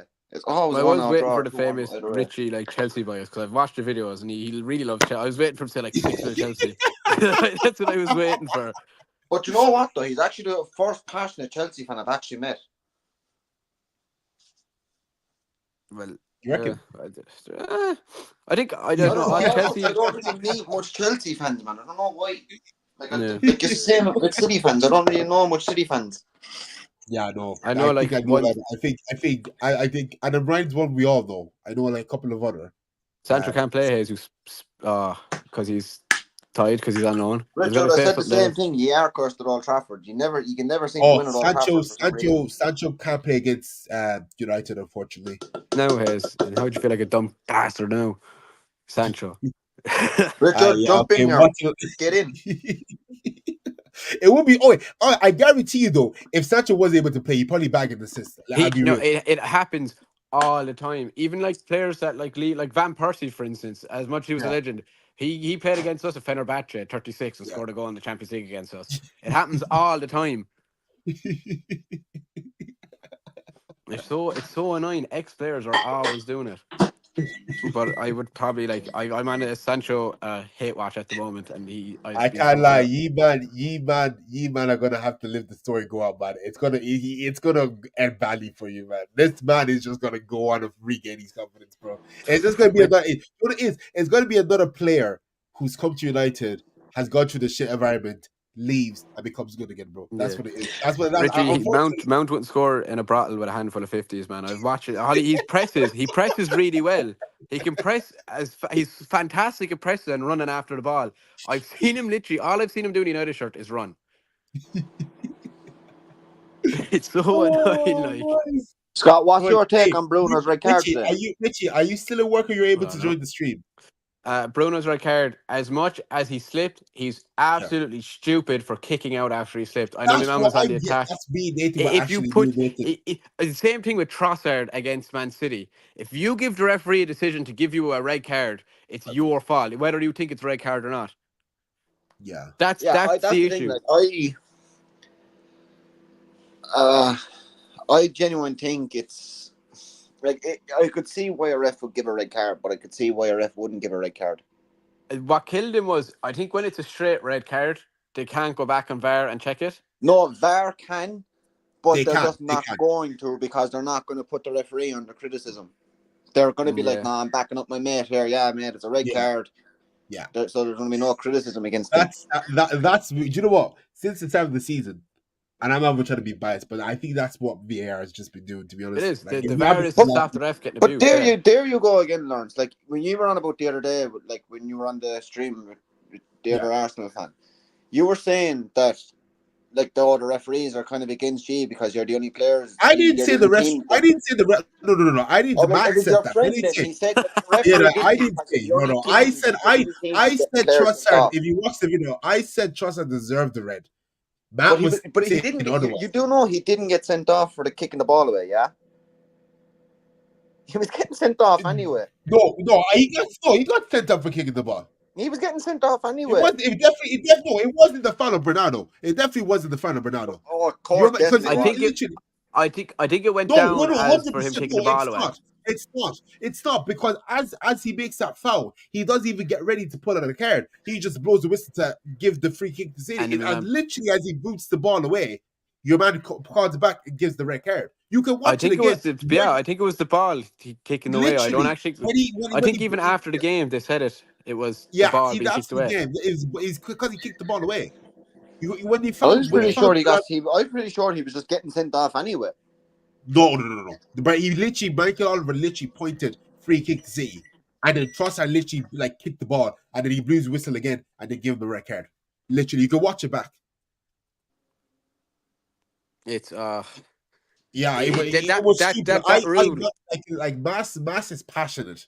He'll defend Arsenal to the day he's dead. He'll defend Arsenal to the day he dies. But for me, the way I look at it, it's just stupidity. You literally see your teammate 2 weeks ago get booked for the same thing. Why on earth would you decide, Rice got booked you 2 weeks ago for doing this? What happens if I try it? Surely a different result, no? Players, I always said this. Premier League players are so like these new rules are so like they're said they're all given. I'm sure they're all given a docket or a rundown of whatever it is. Right? Rice did it against Brighton. Trossard did it against whatever. I've seen players do it countless times. I will say, whatever reason, right? I've seen it all year. When Arsenal players do it, I think they do get booked because I do agree with what I think. I know what you're going to say. Like in the Brighton game, instances, but in the Brighton game, but in the Brighton game, Declan Rice got sent off for it. Like not even 20 minutes later, Joe Pedro absolutely hoofed the ball into Rosette after leaving the ball go for a throw. Yeah, didn't get booked for it. If you look at the City game as well, hoofed it into Rosette. But I've seen it with United. Bruno Fernandes got booked there a couple of games ago for kicking the ball away. I mean, I can't remember who it was. He blew the whistle, and my man took the shot literally about 15 seconds after the whistle, and they just turned her back. So it's either you book everyone for kicking the ball away, or you book no one. You can't just decide when you do and when you don't want to. Do you want to know the most obvious one that was the talking point, but no one will care? Do you if you see Szoboszlai's one against Forest? Yeah, that was the one. They get booked for that one. Look, do you know what? I'm okay with these new rules. I'm okay. As Hayes said, consistency is all we ask for. I don't know who gets the card. If there's a consistent measure, it's like the handball rule. It's like the handball. Yes. If there's a consistency in it, then it's okay. But the reason everyone hates it is because I could have my hands down by my side, hit off my hand. It's a handball in one game. It'll happen in the game an hour later, and it'll be called as a penalty. Or not a penalty. It makes no sense how they can decide when it's the exact same thing. Now, last year was a lot worse with the handballs. This year it's all about kicking the ball away. Kicking the ball away this year seems to be so inconsistent. Now that you're on about new rules, I don't agree with the new rules. Have any of you seen the double jeopardy rule? No, what's that? Well, you can't get sent off if you give away a penalty, isn't it? Yeah, if you give away a penalty, you can't get sent off. But that's been there. Even if you're last man back, you can't give away a penalty. Yeah. You can't get sent off. You can't get sent off if you give away a penalty. You could double jeopardy. It's the most stupidest rule I've ever heard in my life. Yeah, and there's another thing with the offsides. It happened. I don't know if it's still there. Do you know if I'm deeper than the rest of my defense, at a certain point on the pitch, I'm not counted as a defense, so I don't keep everyone on side. It's so weird. I can't actually describe it. I think it's once you have two players behind your keeper. I think they have to take the offside. I think they have to take the offside line. Yeah, it's so weird. From the first player behind the keeper and not the second player. Yeah, some of the rules, man. Yeah, man. Some of the rules after bringing is fucking retarded. What? Yeah, it's like if you're last man. So if you're behind your defense at a certain point, it could be behind the keeper. I can't remember. Yeah, so if you have two players behind your keeper. Yeah. Sort of like corners or something. All right. So if you have two players behind your keeper, let's say one is standing on the line and one is standing on the 6-yard box and your keeper's on the penalty spot. So the person that's standing on the line is not counted as a defender. Yeah, that's what it is. So it's the person that's on the 6-yard box that's counted as a defender. So they have to draw the offside line from on the goal line. What? Yeah, Man, there's it's some all of it's So mad. you literally what? I need to look at that later, bro. Cause like, what the fuck? It's That's but crazy. That's that double crazy. jeopardy rule is absolutely mad. Like I can That's once you're outside the box, if I take you down, if it's a goal scoring opportunity, it's a red card. but once you're in But the box, it's not. if I let you get into the box, I can absolutely kick the ankles off you, and I won't get sent off. Mm. It's mad. It's the same. It's the same with rules. Other rules, like the one Arsenal use really well as of late is the once the goalkeeper goes down, he doesn't have to go off. So when it's like the 80th minute and you're under the cosh and that Spanish fool goes down like every 2 seconds with an injury, it's because he doesn't have to go off. He just gets back. Oh, it's so annoying. Every time I watch it, every single time. Some of the rules are bad, but like they're not all followed. And the refereeing in England anyway is fucking atrocious. it is. If your best ref, and Gary Neville said it last week that Michael Oliver is the top ref in England. If Michael Oliver is your best referee, then you need to like absolutely shake your head and be like, what is going on? No, man, I seen the best officiating ever last night. Went to watch Fairview A versus Ashling in the Munster Junior. So one of the Fairview players goes into the box. He's just about to have a shot. He ends up going down anyway. You could hear the contact. Man stood from behind. You could hear the contact, but the referee points for a goal kick. And I'm just hearing like, if it's not a penalty, it has to be a corner. I'm just hearing like, if it's not a penalty, it has to be a corner. Like, how is that? How does that not make sense? There's just people. I don't even know why people become referees. To be honest with you, Man, especially after what's happening over the last 2 weeks, like. Yeah, 100%. But the funny thing is, like, how do they expect one skinny little rope to protect them? Yes, Lawrence. I don't know if you know this, but there's been a whole soccer ban because referees want ropes around the pitch to stop people abusing them, but it's not going to work, and they want it's really weird. They want them in now everything's like AstroTurf and stuff. They want people in behind the gates, but like if I'm behind the gate and I don't agree with the decision, I'm still roaring at the referee. And you know what the worst thing is about you know that? what I mean? To watch from behind the AstroTurf gate, you still have to pay for it. Yeah. What? Like, so the refs, but the refs put a strike on because they couldn't come to an agreement with how it should be done. Because at the end of the day, if it's not the people on the sideline roaring at the ref, it's someone like me who roars at the ref, the player that's actually on the pitch. Do you know, you're going to mouth at the ref, and I know the refs don't deserve the abuse, but they're saying, "Oh, get roped to go around the pitch for this," and you can't do that because you're going to have teams who have bad people on the sideline. I've seen it myself, and they're going to jump the rope. What That's not going to stop no one. Yeah, I was just about to say, what if you go to Boy Ross or South Hill? Because they don't give a fuck. The referees, it's not even Morass, man. Do you know who it is? It's South End. No. I'm not saying it's them. I'm not saying them, but like obviously it's like a rough area, like so, like. Scott, have you played South End yet recently? I've played them before, and they've been, but I know the South End team now, and like I've seen videos of what has happened. Like, it's bad. It's really bad. But Richie, the referees get something like €50 a game, and they could do like 3 games. My granddad was a referee. They can do it's more now. It's more, and even if they don't, if they call off a game, it happened to Hayes. I don't know if Hayes is there. We were playing Shelburne game last year, and the ref called off the game because the Man City match was on, and the cunt still got €45, which was half his fee. So he'll have his whole working job 9 to 5, Monday to Friday, and he could ref like 3 games on a Saturday and 2 games on a Sunday, and make something. Just say about if he's doing £60 a game, so if he does about 450 on the weekend alone. Like, do you know Kenna Garman? Yeah. Yeah.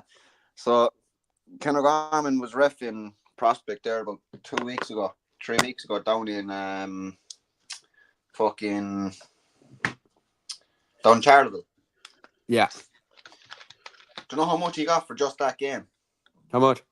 €95. Shame. Got his match fee and travel expenses. Oh yeah, did they get travel expenses? The travel expenses, they're only driving around Limerick, like. So it's not like they're going up to Dublin to referee a game. And I was asking him then, I was like, "You do many games this week?" Because this was the time the midweek games were on. He had a game on the Monday, a game on the Tuesday, a game on the Wednesday, Thursday, Friday, a game on Saturday, and 2 games on Sunday. Now work that out for 70 quid a game. Oh, fucking hell. Man ref 8 games, 70 quid a game, and he got near €700 for refereeing junior fucking soccer. And they're complaining that they get abused. Too fucking right, man. I'll take a height of abuse from anyone for fucking €700 to ref 8 games. Honestly. Yeah, it's just disgraceful. Like, and it because it's not even that, you know, when they stop football, it's not just affecting like the junior, like all the kids, like the kids Yeah, leagues. kids soccer and all got stopped. All Like. it's stopped. Like, it's very bad. Was. Yeah. It's But did you hear they had to sort it this weekend? Yeah, I heard that, and then I Yeah, heard it had they were to be trying sorted this weekend. Otherwise, all the Limerick teams were out of the FEI and the Munster Junior. Yeah, it was fucked. Lawrence, you should do a podcast on the LOI and the junior leagues in Limerick. That's what we need to do I'm next. telling you. Give me the teams. Give me the teams. Give me who's the antagonist? Who's the protagonist? Who do we fucking hate? Aisling and Paddy. We're gonna do Aisling Pike, Fairview. We're gonna do a Pike Rovers and Shelburne B combined 11 and see who gets into each one. I reckon I get in it right back easily anyway. I'll have Gary Neville anyway. I'll have Gary Neville in goals anyway. I'll have Pam Mullins and Lipper in centre half. I'll have Walla in midfield. The cousin. Are we don't pass them presents. Pass them present. What man? I want Conor Coughlin and I want Shane Clark in there as well. Fucking Shane Clark, what a player. Man. Do you see how much he's getting for Burrow, man? Yeah, it's insane. He got $4,000 just to sign back from him. He getting 80 quid a goal. Now imagine man, they were playing a Munster Junior game. Do you know how much him and his brother got for going to Ashling that time? He got something like fucking 10 grand each. 20 grand alone. Yeah. But that was the same this year, man. Do you know Willie Armstrong and Conor Coughlin? Yeah. Got 28 grand each. Richie, I've been asking Brian to come to Shelburne for ages. He did one training session and I marked him out of it. I haven't seen him since. That's where Brian is, in my back pocket. Because I did one training with him and he just never showed up again. I think Shelburne needs me to come back, Scott. Shelburne need everyone. I'm not even at Shelburne at the moment. I just stopped going weeks ago. I need to go back. I've just been injured. Nah, man, I ain't getting asked to sign for a prospect. I know. Really match with Hayes back. Hayes in goals. Best game of his life in goals. And then retired the game after. Haven't seen him since. Won the game. I heard. Like I was still in the chat last season. Like I was working, man. I just couldn't make trainings because I was working. And then all of a sudden, what's his name just removed me out of the chat. Tim. Yeah. Yeah, man. It was a horrible season last Pat season. wouldn't care, man. Pat's my godmother's husband. Pat didn't give a fuck. Yeah. So Mando, I like Pat. Yeah, Pat's mad. Pat's to be fair. Pat and Johnny Frawley, mad bastards, boy. Yeah, but the thing is, right? Johnny's mad and everything, but Johnny genuinely believes he's like the Shelburne Messi the way he goes on. Oh, I know, Like, he was there. I was talking to him there when the last time I was at training before I went off an injury. He was like, yeah, man, you know, I was just there up in the off license. They were all telling me, Johnny, man, what do you still do at Shelburne? You're too good for that crowd. I was like, who's telling you that? The voice is in your head? Because honestly, man, he's so... he wasn't playing for Maras, and Maras told him didn't want them anymore. He is handy, I'll give it to him. But, like, man, just sometimes when he goes on... Richie, I fucking second that decision. Pitch perfect, hot FC. We're going into the Interform. That's where we're going, into the Interform. Hey, it's that. We could do that, though. We could do that, bro. Me and Hayes had a disastrous Interform. Me and Hayes played Interform this year, lads. It was disastrous. We're going into it next season, Scott. I'm up in Sports Direct now. We're going into it next season.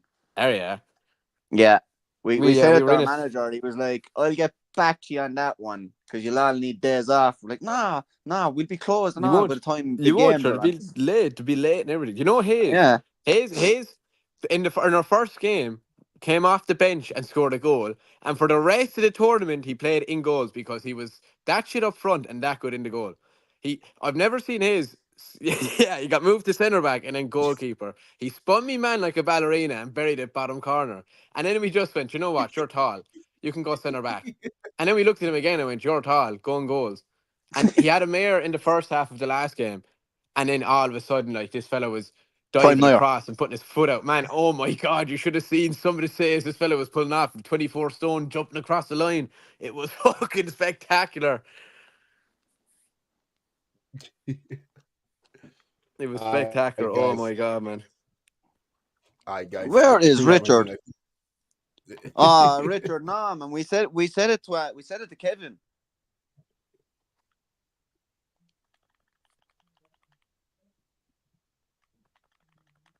That's what we said it to. We said it to Kevin, and he was like, "Yeah, I'll see." Are you still in sports director? Are you gone, or what's the story? Richie's gone. Richie's gone. He's went to, I think, he's in Duns now, I think, yeah. Yeah, no, because he's still on our roster. That's why. Oh. Oh. Alright, guys. I'm gonna wrap up the stream there because it's getting late. Some of us have work and some of us have college to be at.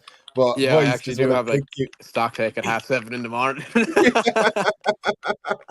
Nah, guys, I appreciate you guys for coming on. It's been a pleasure. Hopefully, Lawrence, I there's better more get an invite streams. back to this, man. I better get an invite back to 100%, this. 100%. Hey, look, it's good to see you, man. Man, we're all Once like, Pitch Perfect starts down the League of Ireland, Scott, me and you will take over. We'll start hosting junior soccer in League of Ireland. I'll get Lee Devitt in the corner on a special guest. I know, but boys, look, Nathan, you already know how I feel about you. This is your second stream. It's been nothing but banter. Scott, first of many, but we're gonna Yes. see you more hopefully here. It seems the lives are working. It seems to get more engagement there. So, yeah, look, hey, look. I don't know much about the League of Ireland, so look, you might are gonna have to take over for that episode. But I'll be here to obviously supervise. But Eman, if you ever want to do a League of Ireland segment, let me know. We can get you on the live. I don't want to do no League of Ireland or junior soccer. There's some thing come down to a rock through my window. What are you saying about Southend?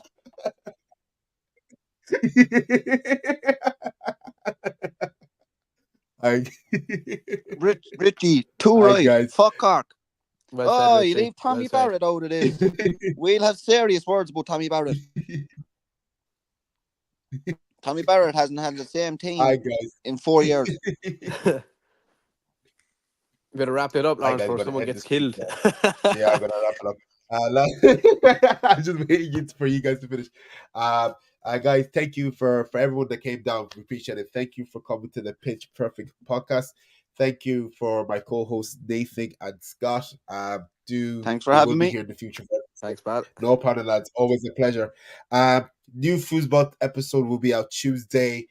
For people who are still waiting on my match review, you'll have to give me till tomorrow. I've been so busy with work, and United got whacked, so I had to be here today to see this live in the flesh. There will be a day when we get whacked, and I'm sure they'll probably want to see me cry tears too. I'm sure there will be that day. So I'll be back. I will have. Exactly. They will be back when it's my turn to get rub salt and vinegar in the wounds. Trafford Talks will be dropping on Wednesday. Gunners Insights should be Thursday, and Chat About Chelsea will be alive or should drop Friday or Saturday, either one of the days. But once again, lads, we appreciate all the support. Please make sure to follow also all socials. And yeah, it's been an absolute roller coaster. Some great laughs with the lads. We'll see you next week. But thanks for coming. Cheers. Cheers, Lawrence. Cheers, Lawrence.